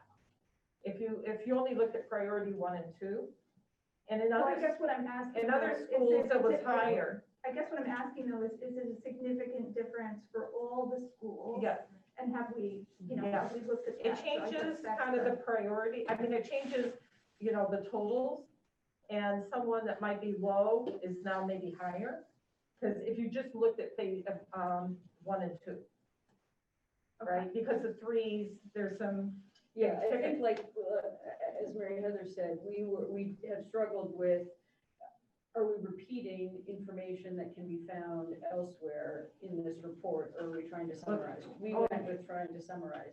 I appreciate your point, and I think we can talk about it if we want to dissect this piece of it. More. Yeah, it's not in the report anywhere else unless they go back to the original Truex Collins report. They'd have to go back to the. That's what I mean. Yeah. I mean, rather than just transposing an entire report into this report, we're trying to summarize those reports. Right, and it's still summarized. And, you know, the live version will have links. Yeah. It's still summarized. And unfortunately, to get to this data, that report is so big, it's like, I forget how many pages. So it's really hard to find this data. And in this case, it's still very much a summary. We're not putting the tables of cost in there, but it does give some perspective about, you know, the criticalness of that 1.8 million or whatever number it is. Yep. And, you know, you could do the total and then maybe just say a total of priority 1 and 2. Yep. And, you know, just have 2 lines there. Yeah. Okay. And that would be awesome. And I think, you know, I think that's the the other thing is some of the things may have been resolved that were issues. So I don't know if it warrants a footnote, like the roof and showroom. I think we fixed it. Right, I know. I think that, again, this is the data that we were working with at the time. We're trying to give a snapshot on what were the things that we were grappling with in the moment. You're right. So maybe there does need to be an indication that because of this, our fundings, like the HVAC, for example, we did a lot of HVAC work across our schools, that, you know, some work has been. Right. I think that's not part of the. I guess, again, I just am gonna push back a little bit on it because it's a summary of the work that has been done over the past 4 years. And so to go and keep updating and to sort of chase down which of those repairs have been done in the time since, we're never gonna get finished with this report. Sure. So I guess I just wanna, you know. Right, kind I of think be that's clear, why we acknowledge that these numbers are representative of a point in time. And that whoever's reading it, you know. In one case, though, it basically said now to present on page 18. It talks, then maybe need to change that title. That kind of is what got me, because it talks about the present. See that on C.5? C.5, it actually says present. Right, and I think some of that is because currently there is an assessment of the secondary schools that has not yet been completed. Right. So that is still happening, if that makes sense. Yeah. Then, and maybe it needs to be, this is what was done in the study, and this is what then is still happening. So I think, in general. Because that's what kind of got me thinking about this, was when I read that title. Yeah. That makes sense. Okay, thank you. I will be quiet now. No, thank you for a thorough reading. Yeah, I appreciate it. There's one, I was looking at the achievement gap question because I was curious about what you were referring to. I found one reference to the board's particularly concerned about the persistence of a significant achievement gap, particularly at the elementary school level between students who qualify for free and reduced lunch and those who don't qualify for meal support. Is that? Yeah, and it's just, we don't really, we substantiate it. It's a statement.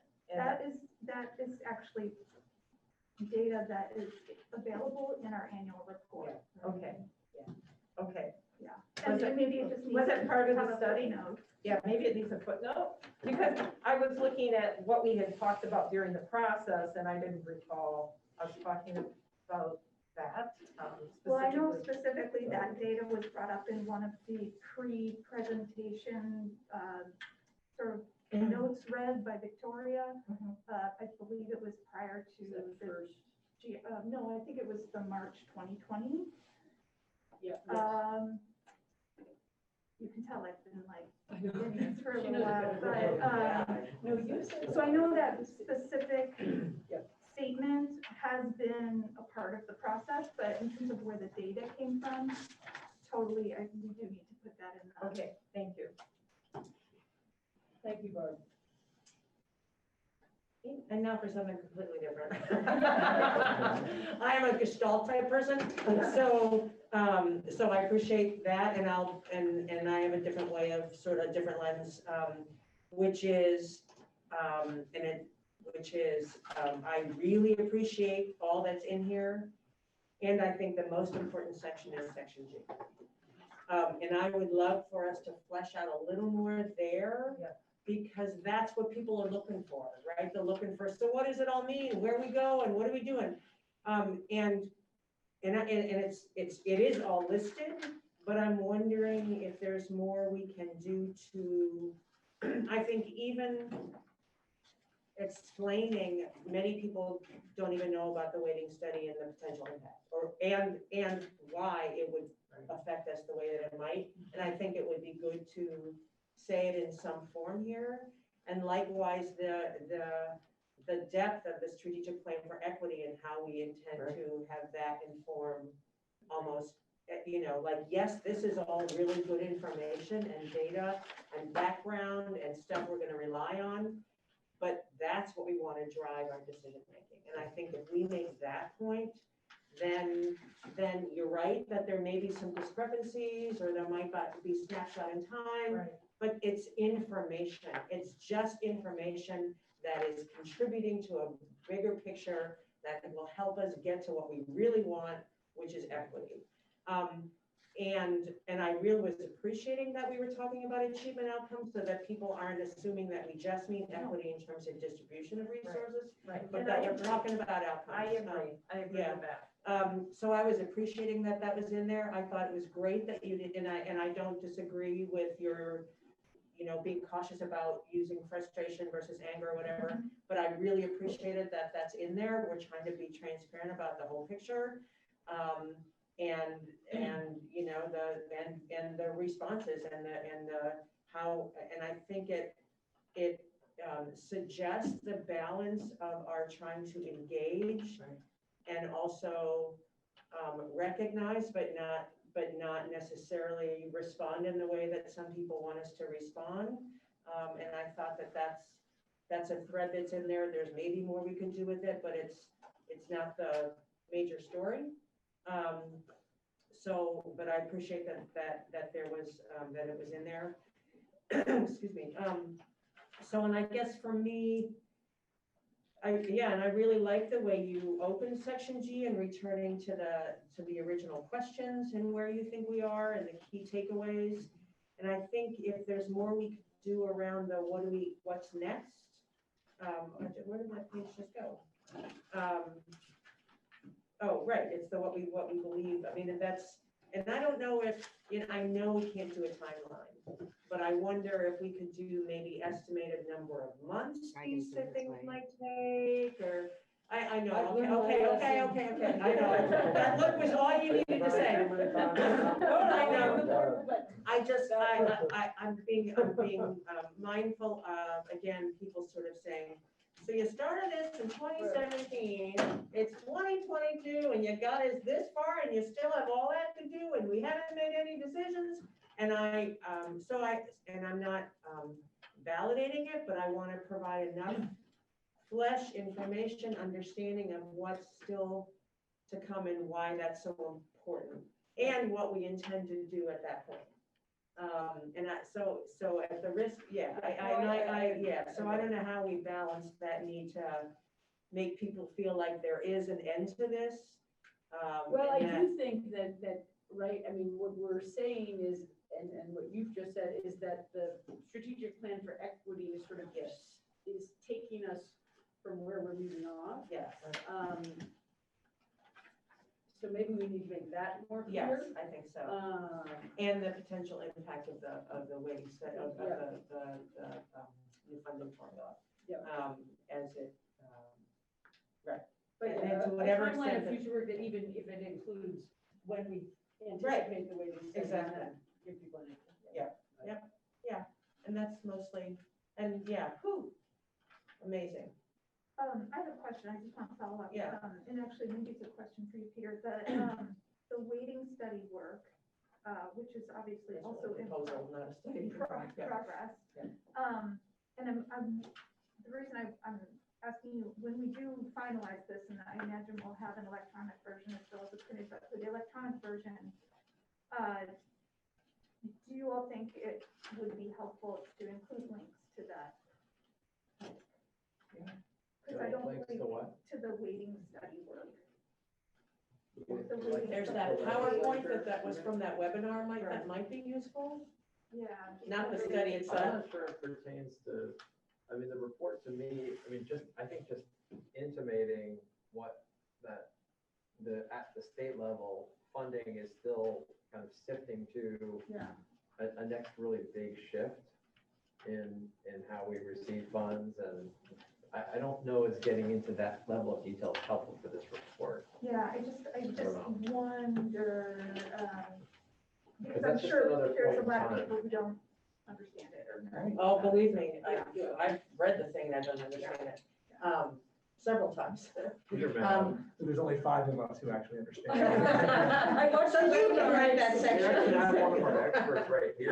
But I mean, it might be, you might want to think about just as like the bibliography, for lack of a better Yeah. word. Here's places that you can look if you want to get a better understanding. of Right, what's going additional on. resources. And it's just Right. additional Access, resources yeah. that we can point people to for those who want to, you know.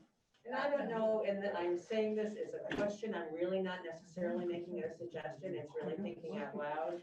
If in addition to the references, we have appendices with not just stuff like that, but copies of the surveys or copies, I don't know. As I say that, I'm more kind of like, really, Amy, why?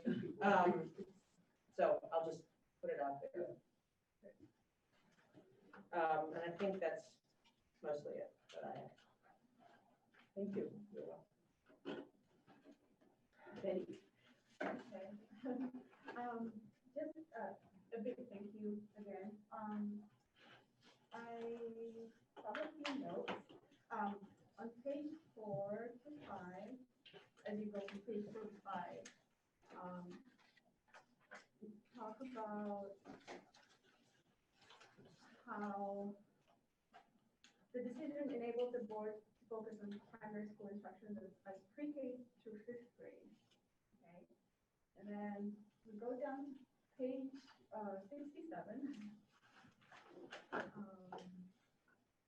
50 or 60? Down to page 67. 60.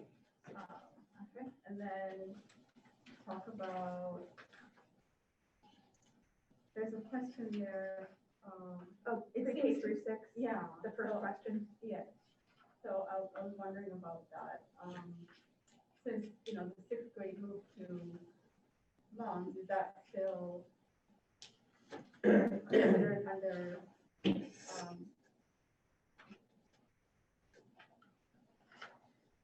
I kind of saw it in discrepancy there. Is that, Right. Well, and I think, just to quickly answer, it's just, that was one of the original, that was an original guiding question from the facilities master planning document that the board had identified, as pre-K through 6, and then the decision to have pre-K through 5 be primary year program, came after that planning document was put together. so we would leave it as is, if the document were approved, is that the idea? I guess I would turn to the facilities committee. I mean, I just kept the guiding question as it originally was. Because I sort of stopped on this reading it as well. I would say somewhere in here it just needs to be a statement. I know it refers to having moved the 6th grade to months, but just a repeating parentheses, it just says, this question was posed before. Right. Okay. It just needs sort of, so it's not short, wait a second. Okay, thank you. All right, so, yeah, I like how we, started with history, it gives somebody a good sense of where all this is coming from when they read through this. So a lot of information. It might be helpful maybe to kind of find, I know it's difficult find ways to summarize some of that, so it's not like where we have repeated information, maybe find ways to just kind of prune a little. But overall, I like the layout, especially, it's challenging to lay out, like, how the board, has engaged the community. It's just really helpful to see all the different, years and the different ways that the board has engaged, through porch conversations, through public meetings. I really liked that. At first I thought maybe, we could, when I read page 66 and, it said actively engage the community at several points along the process with public meeting held in October 2018. I thought about the porch conversations and I thought maybe, she left those out. And I thought maybe it would be a good thing to sort of include other ways that, when you say to that end, the board has, actively engaged the community at several points with public meetings. So when you said on October 2018, 1922, are you including all those other ways that, so not just the public meetings, but It also includes the porch conversations, which basically is the October, November 2021. Okay. That's when the porch conversations took place. Okay. Yeah. Okay. Yeah, that was. So maybe it just needs to add like and porch conversation or something so that it's clear if it wasn't just the public meeting. Yeah, because because it's a form. I guess is what I mean.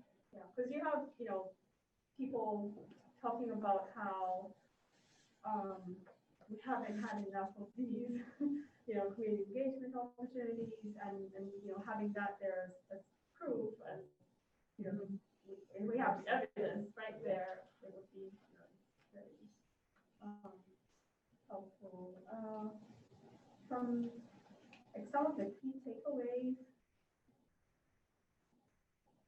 Oh, actually, no, back to page 7. Sorry, I'm all over the place. For some of the key drivers, I felt like maybe it doesn't matter the order of appearance, but I feel like the primary key driver would, be the second bullet point, the student that's related to the student need rather than. The providing excellent, equitable student learning environments, is that where you were? Yeah. Have that one first. I feel like maybe that, because that, and correct me if I'm wrong, but does that matter that we have? Well, I don't see this as like in order of importance. It was just, but yeah, if people think that one should be on top, we make it. Yeah, because we've had people talk about how, the student bus plan is all about, Right. buildings and, and yep.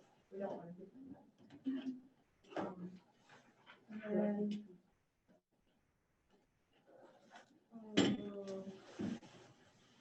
so from the key takeaways, that section, I think is on page 86. When you talk about many ACSD community members value the small school experience, and strongly oppose school consolidation. Was that based on, all the feedback we got or from the voices that we kept hearing? Well, I would say, so there was, and Jen is not present to attest to this, but after the initial meetings in October 2018, when the steering committee kind of kicked off the process, there definitely was, a collection of Post-it notes and things, and that was a thing, that the small school experience was a value that was expressed in that process. So, and obviously reinforced with some of the other feedback we've gotten. so I guess, you're on page, did you say 66? Okay, I'm just wondering. I think it's the third bullet. Oh, okay, gotcha. about Yeah, key takeaways. Okay, so, so are you just like looking for, a reference to that, or, where that key takeaway is coming from? Yeah, sort of, yeah, but also I feel like there's a large group of community members who have the opposite, you know, who are in support of it. Yeah. Right. Right. That we're not, right. That's Yeah. true. Maybe debating the word many versus some, Some, versus yeah, some other yeah. terminology. Yeah.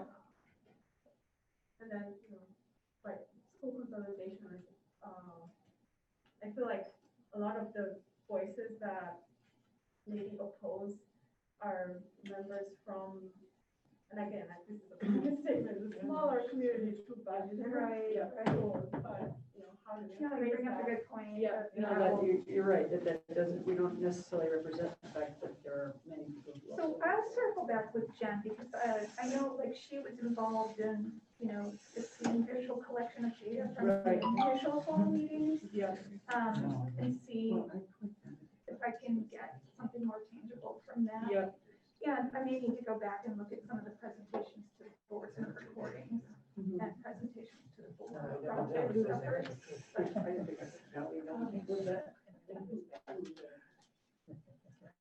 It's not an inaccurate statement if you sort of take out the adjectives. Yeah, Right. yeah. All right,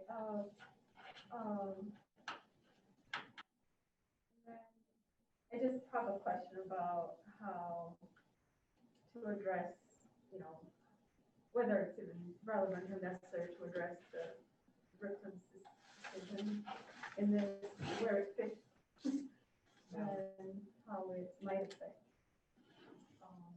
the dog. Yeah. So, so you're just wondering whether it should be in there, or If it's what are worth your thoughts? mentioning, and if so, where, and. Well, the how vote it is referenced in there. Yeah. Like the outcome and. I mean, how it will.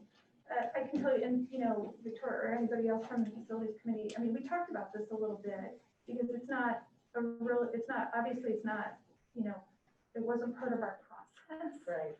However, it was precipitated from the process. Unlikely it would have happened without this process happening. And so I can just say from a personal perspective, it didn't feel right to leave it out.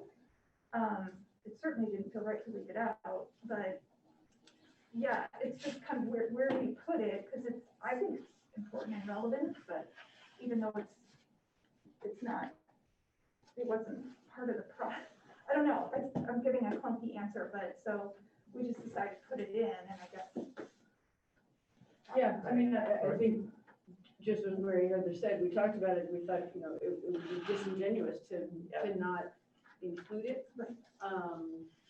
But at the same time, this isn't about, you know, we didn't know how much room to give it, since that's not our process, you know, that's their process. So if people feel we need to dive deeper in that, I don't know. Yeah. I mean, I think we had a strong it's great that you bring that up, because we had a strong conversation on that, and to the points that have been made, stating it as a fact as to what was happened before we came down, and again, reverting back to the intention of this report, which really, those are two very separate issues at that point. Other than stating that this is, you know, it would be disingenuous to not make that statement. And then go ahead. Trying to think of a way to say this. I will say, for some of the narrative out there about the timing of things and when decisions were made on our part and what has precipitated which actions or whatever, it's probably a good thing to leave it in. Yeah, I agree. Yeah, completely. And I think it's, at least my opinion, as we discussed it, I felt it was appropriately weighted. Yes, How it was, exactly. how it was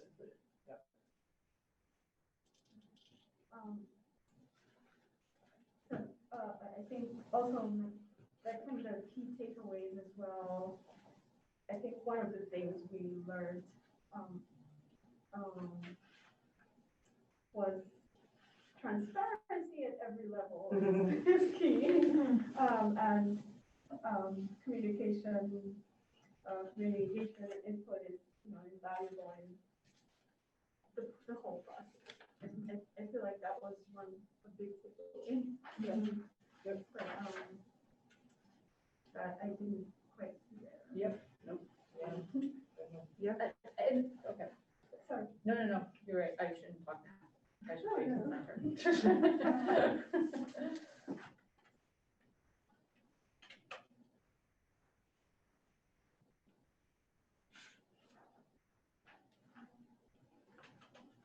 Also.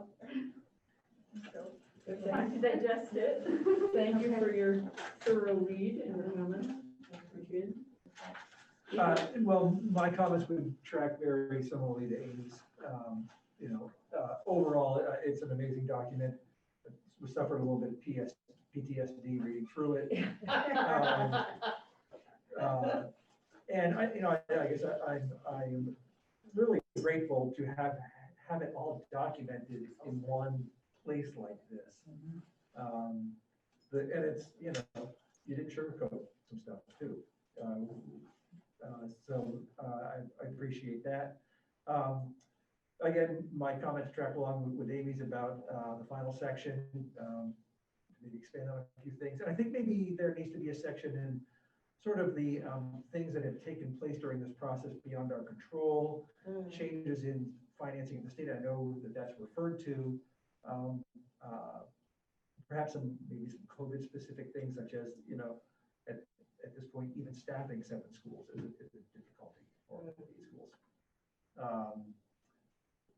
And so maybe just something that calls out those forces that have been beyond our control and will continue to be beyond our control. Lengthwise, I certainly couldn't find things to leave out. I wouldn't want to add more in. I just would remind all of us that this is a board document, and while it's certainly a public document, it's a tool for the board. And so I really support your philosophy of not basically re-entering all the information that are in documents that are easily referred to. That's all I got. Thank you. Who on Zoom would like to go first?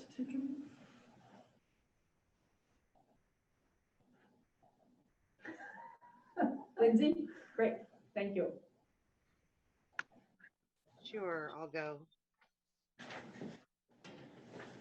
Thank you for the tremendous amount of time this document must have taken and all the work that went into it. I mean, I'm just in awe. Overwhelmed would be an understatement. And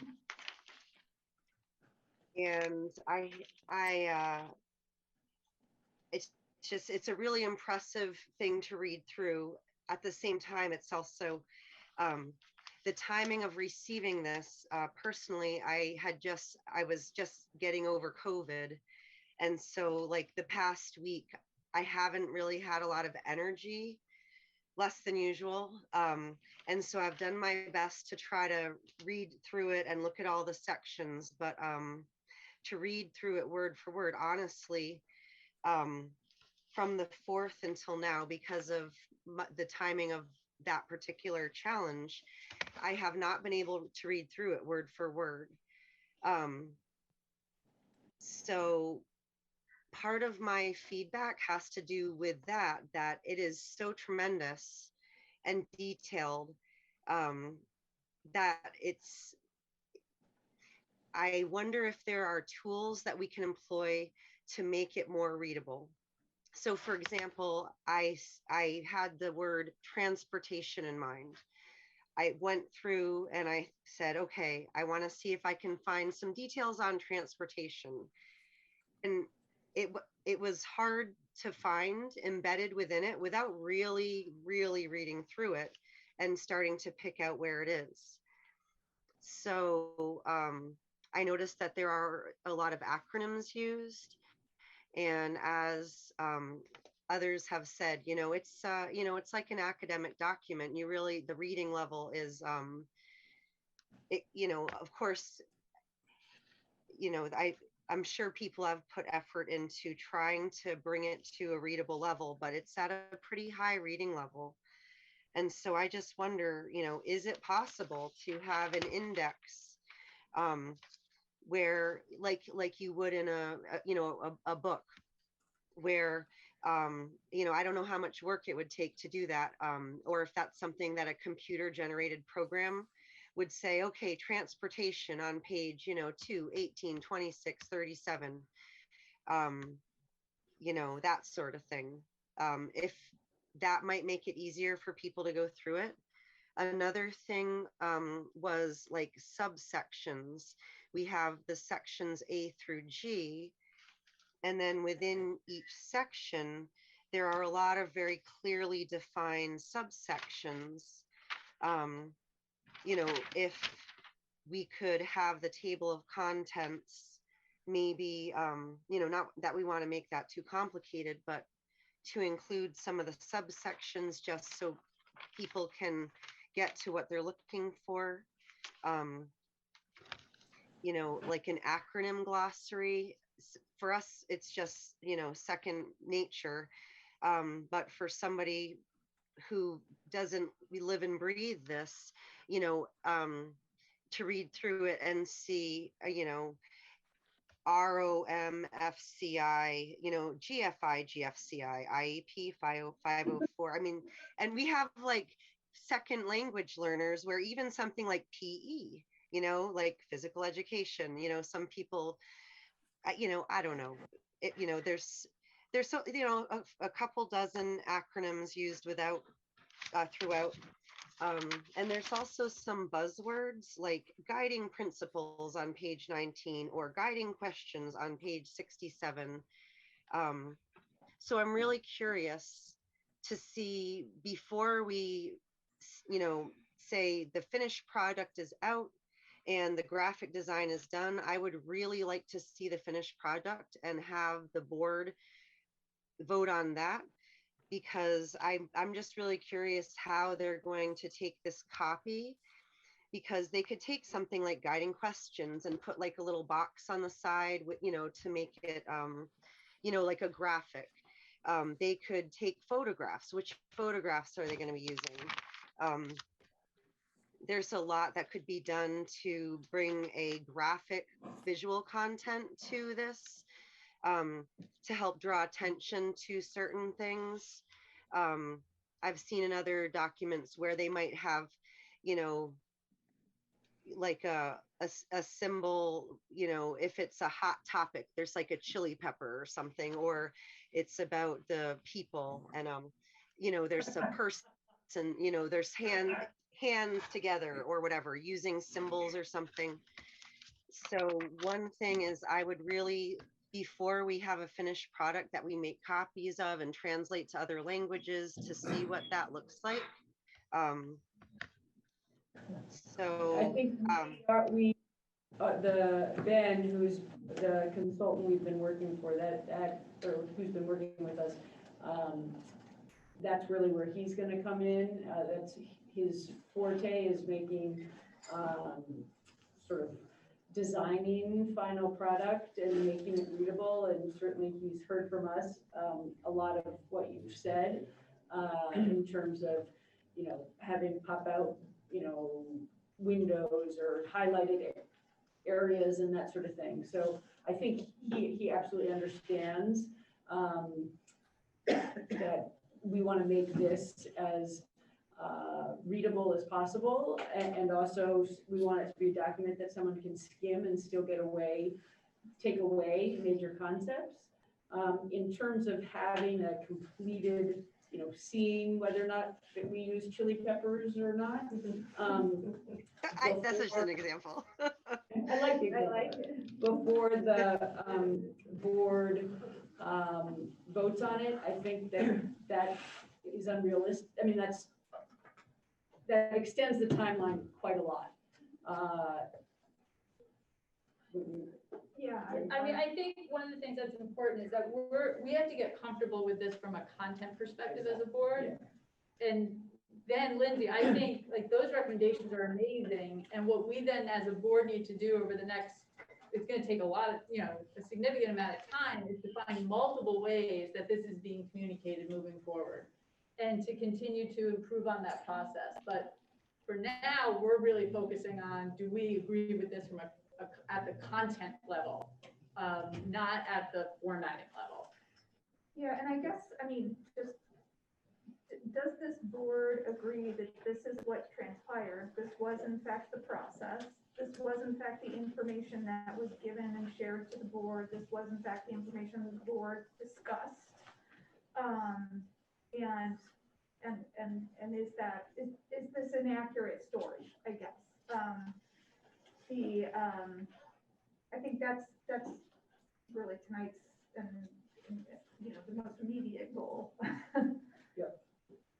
Well, and because I wasn't on the board and I was somewhat involved when I could be, but, to approve the copy is one thing, but it's like a whole nother project to go from copy to final draft and then, or, finished product rather. And then, I know people have spoken about in committees and amongst ourselves about public distribution and how to reach the public with it, paper, other language, press releases, public presentations, like a read through, PowerPoint. I mean, you could teach a college course based on this document here. I mean, you could do a whole semester. I mean, it's beautiful, but it's also dense. I think that's going to be the task of it. What's that?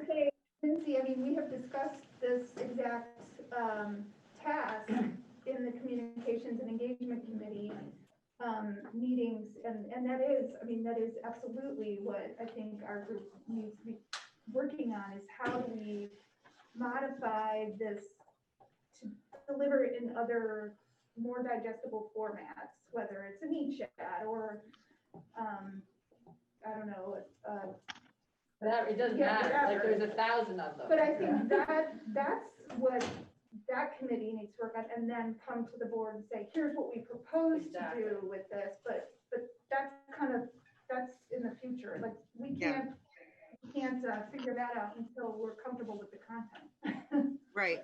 Well, but as I read through the content, these big questions are popping in my mind. So let's see, I think I only had a couple of other comments. I agree with Amy, if there are defined future action steps or decisions that need to be made, current works in progress, like, when there's a timeline that says through present, but we haven't actually worked on it since 2021. Mary Heather mentioned like a secondary school assessment to just, I don't know all of the things that are in the works or future action steps. And in that section G, there's a big section on the guiding questions. But, that's like that's taking it right back to the beginning. So, I was nodding my head in agreement when she was talking about that, because I do agree that that's what a lot of people are going to be, just flip right to there and see what's next. And I know that's not what this document is about. It's like information up to now. But if there are things that we know are decision points or timelines, or we're going to get information from the state at a certain time, to be sure to include that. There were a few questions within about enrollment, transportation. When I went through it, I didn't really see a section on transportation specifically. And I fear that maybe I just missed it. But that's going to be a big driver and it's a huge expense. And so that was something I was wondering about. the enrollment and the transportation. And I guess it has a little bit to do with the transportation, but also with the, different models that were studied, but the redistricting, for lack of a better words, like potential changes to boundaries that would, if I had read word for word, I could have missed that. But, like I've heard so many times like, oh yeah, East Middlebury kids would go to Salisbury, it's like, I don't know, that's just hearsay. But if there are any, if there's any data about potential redistributing the district, to include that in the models, unless that's too micro. I think. Can I ask you a question? Just you were talking about the transportation and there being not being a section. I think it's a subsection. And then with respect to enrollment, can you clarify what you were talking about in terms of enrollment? Were you just wondering whether the information was incorrect, or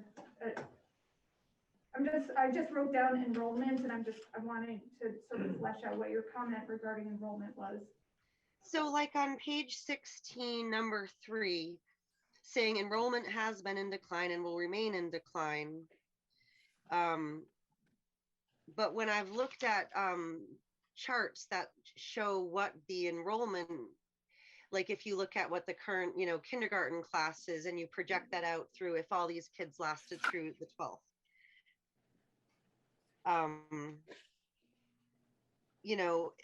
In some cases, the younger grades, have some substantial numbers. And, I think part of it, when I look at the charts, I wonder about the source and the date of them. And I wonder if that's going to be included in the final draft. Like there's references, but they're not noted in the document, or like, in some places they are with Truex Collins, but it doesn't say the date.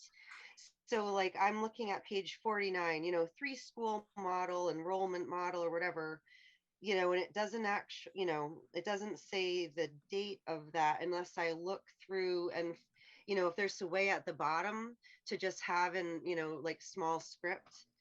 Right, I'm not sure, maybe you missed it with the Zoom, but Mary and Mary Heather both had mentioned that one of the things about this document that you don't see that you will see is that we know we need to call out and identify all the charts and graphs so that it's very clear where the information came from and what time period it represents.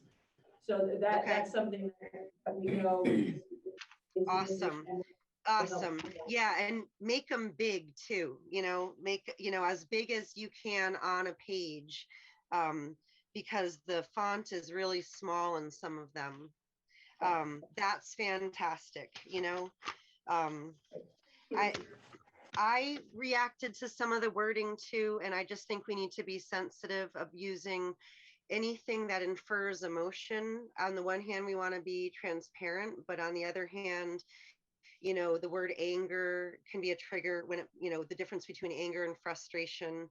And because we're trying to just report facts, you can't really infer what someone's emotional state is unless they name the emotion themselves. And also with the socioeconomic descriptors, those were things that I thought about.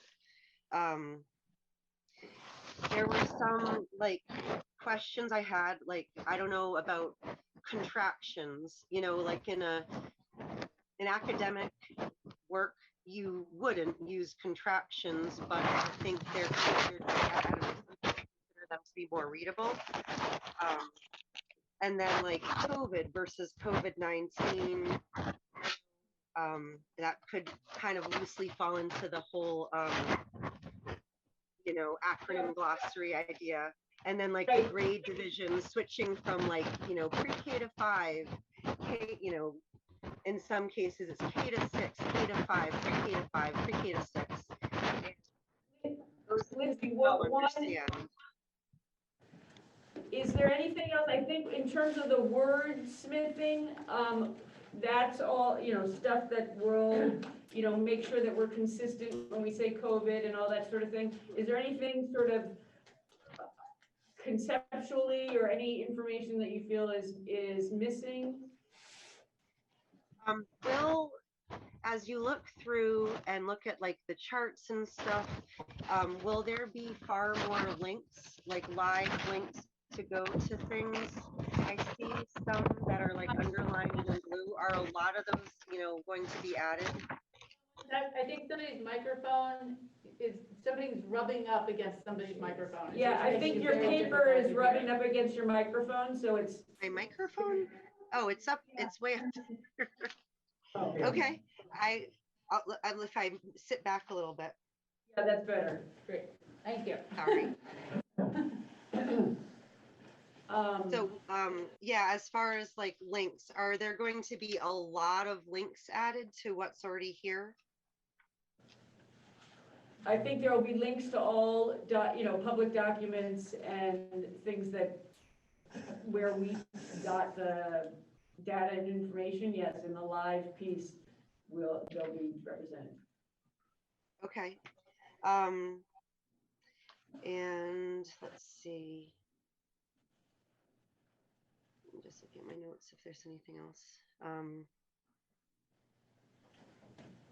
Yeah, I guess, yeah, Bravo. And, if the finished product is not going to be brought to the full board, if the facilities committee could share with the board which facilities committees meetings that will be reviewed at, just so, we can, look for those agenda items, or, I'm really, I would really, before like the board signs off on the finished product, I just would really like to see it first. And I know you already spoke to that, and so did I. So I guess I'll end with that.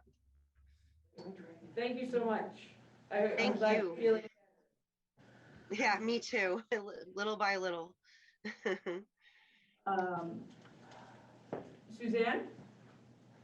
So, I agree with lots of everything that people have said. When I took my first stab through it, I was wondering about the readability level of it. But then I was like, but this is information that we have dealt with over the past years. And then I started thinking the purpose of it, of this particular document, is really for the board.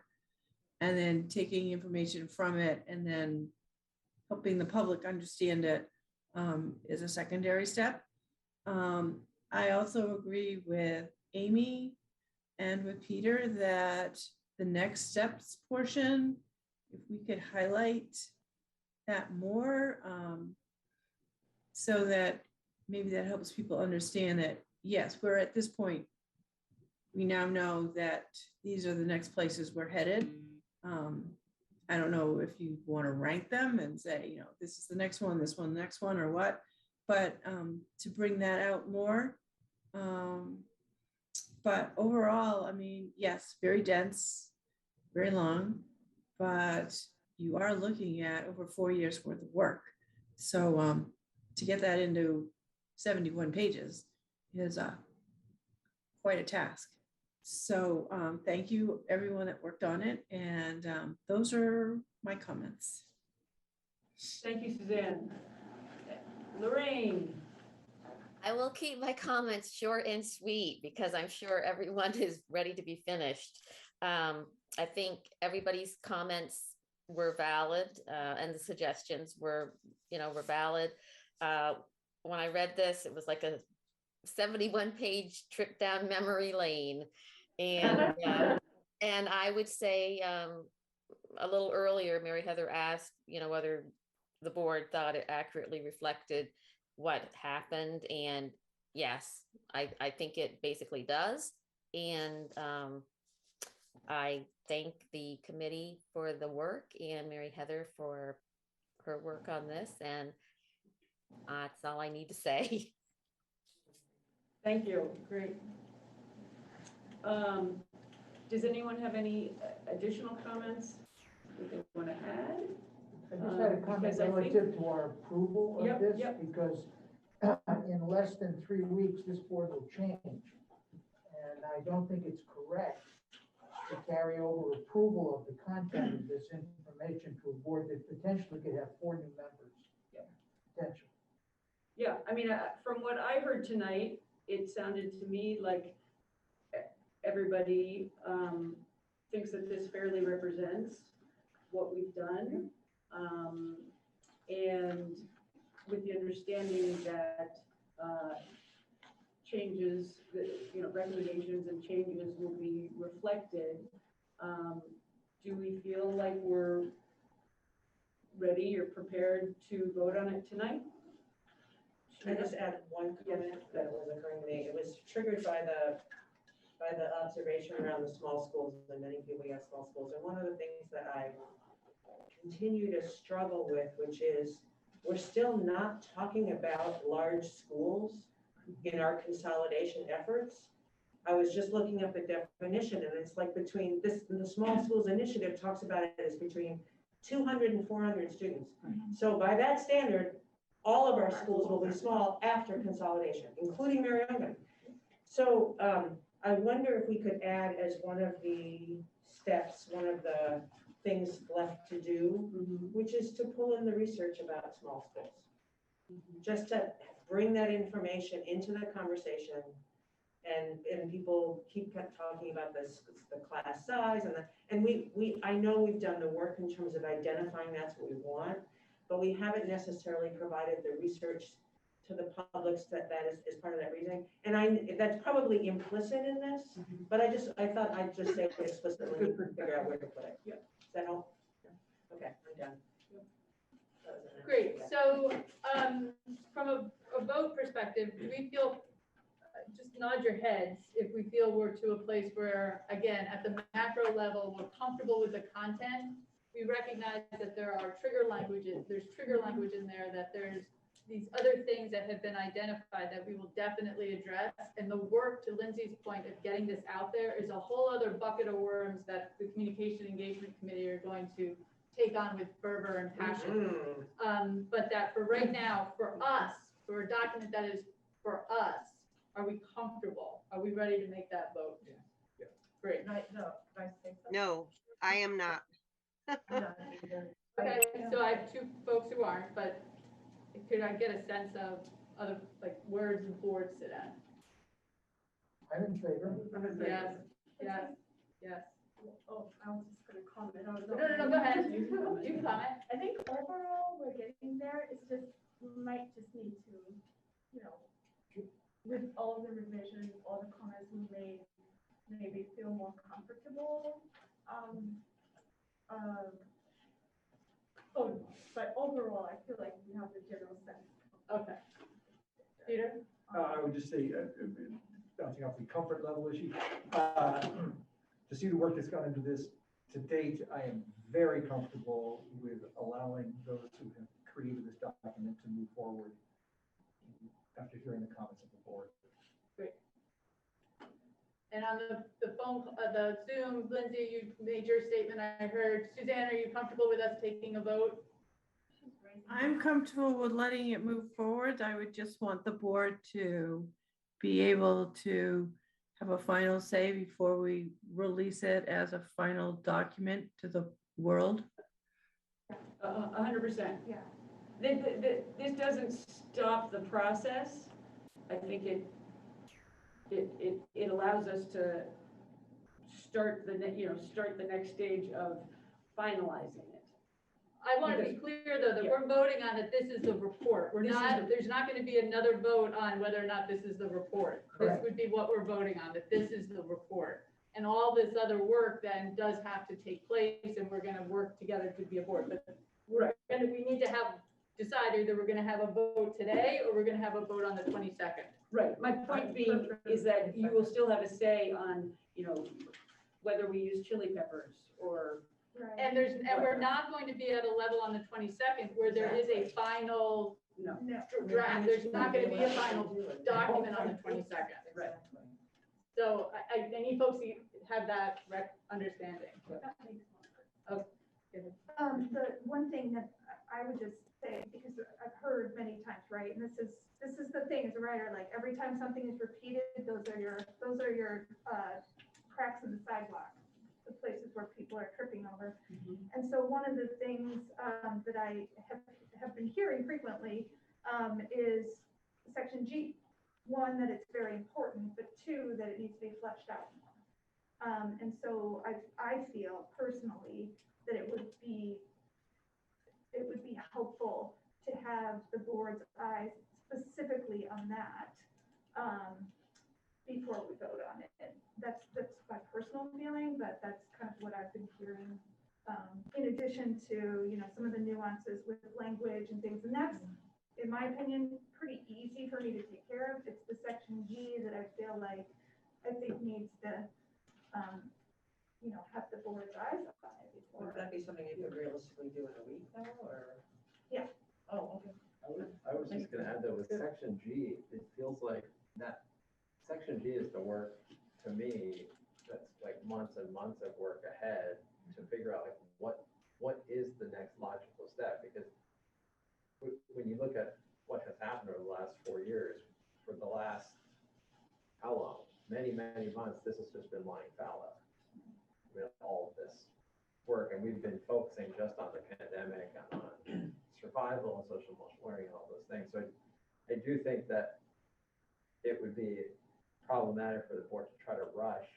We're going to do these things in the future over the course of a week, when I'm not sure the work has, like, that's concerted work that's going to take some real focus and time of everybody. And I would just be leery about promising, the board's about to turn over, like promising these are the things that we've decided to do, unless that's already been kind of like work that's happened over the last couple of years that we can point back to. So I'm just want to put that up there as a thought. And I guess in terms of, I guess I'm thinking the revisions that need to be done to section G are to make sure that the key takeaways include all the key takeaways that everyone has identified in this process. And also to identify things that do need to be done that haven't yet been mentioned. So I don't necessarily envision that we're flushing this out like, okay, and now, here we go on There's not next new thing, but it is to make sure that we're linking this to the strategic planning process. And I think this section doesn't really convey, especially the very last paragraph, which should be the strongest one. I don't think strongly conveys everything that folks brought up tonight. So I'm not suggesting that we're going to be adding pages. Maybe one more. All right, so we're gonna then add an hour to the annual meeting, prior to the annual meeting, because we'll have to have a board meeting to do this and warn it. We're not gonna have the meeting on the 28th so that we can all go to our town meetings. Again, though, I just need folks to be prepared. We're going to be taking a vote on the 22nd. And that it will not include this document will not be in final format for the 22nd for us to consider. It will be general tone adjustments. And if there's additional tweaks that have to be made to that after the 22nd, that's going to be fine too. But that at the substantive level, we are ready to move forward and approve this work. Is that everybody all right with that? Okay. Yeah. Great. Thank you. Perfect. Get ready for the 22nd. Yeah. I just have one tiny thing to add. Sorry, it's just a comment that page 69, fifth question, where we have what are our local community needs that should not be compromised in our journey. I just keep hearing from conversations from the community towns, smaller towns, that they really value their sense of community. And that kept coming up in a lot of conversations. So maybe just inserting that in there somewhere. just maintaining that sense of community, that it won't be lost, even with coming together. Well, the last bullet about creating a community-based action team. No, but, so page 69, where you have question 5. Oh.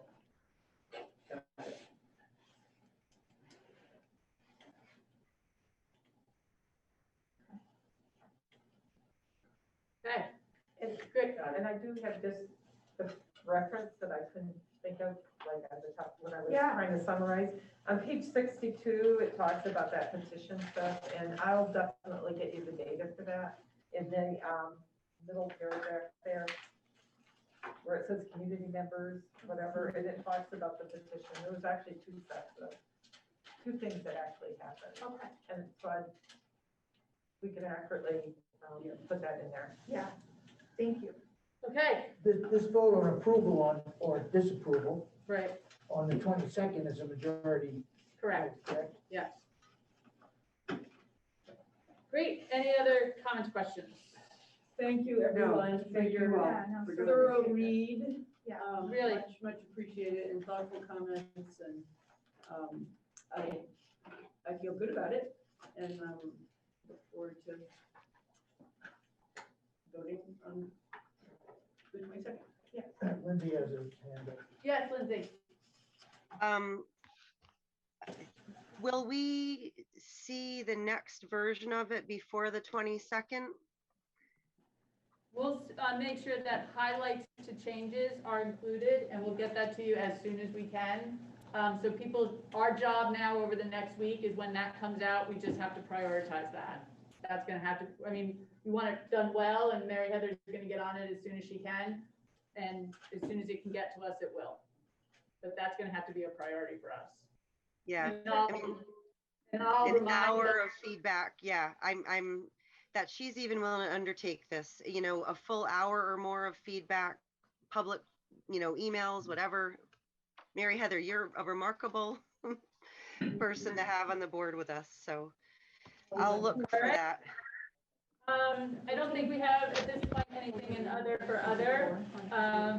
Again, I'd like to thank Victoria and the team and Jen and the work that has gone before this. Amazing. We're gonna get there on the 22nd, and I appreciate the way that we've gone about this feedback, and it's a great document. It's a super good document. The 28th, no meeting. The 28th, yeah, the 28th, we will not be having a meeting to allow for town meeting days, or attendance at town meeting days. Can I just ask about the annual meeting? Sure. We're meeting at 5 o'clock, or whatever time we're meeting. 6 o'clock, yeah. 6 o'clock here. And Yeah. and the public component of it is on Zoom. Yeah. And we're here in person. The governor, or the moderator governor is here Yeah. Yeah. with us. Yes. Thank you for asking. Yeah. Actually, somebody asked Oh. me that. I thought it was virtual only. It was warned virtual, but it makes more sense for the board to be present here. That doesn't mean you Especially can't for be the the way you moderator. are, but it just is those of Yeah. us that are here. Yeah. Okay. So 6 o'clock. 6 o'clock will be our regular board meeting, and then the annual meeting will start, I believe it's warned for 7. 7. Yeah, great. All right, with that, could I get a motion to adjourn? You'll all raise your hand at once. All right, thank you all very much. We are adjourned. Great job. Yes, no, thank you, this is super helpful. Yeah. We're scheduled for the facility meeting on Wednesday.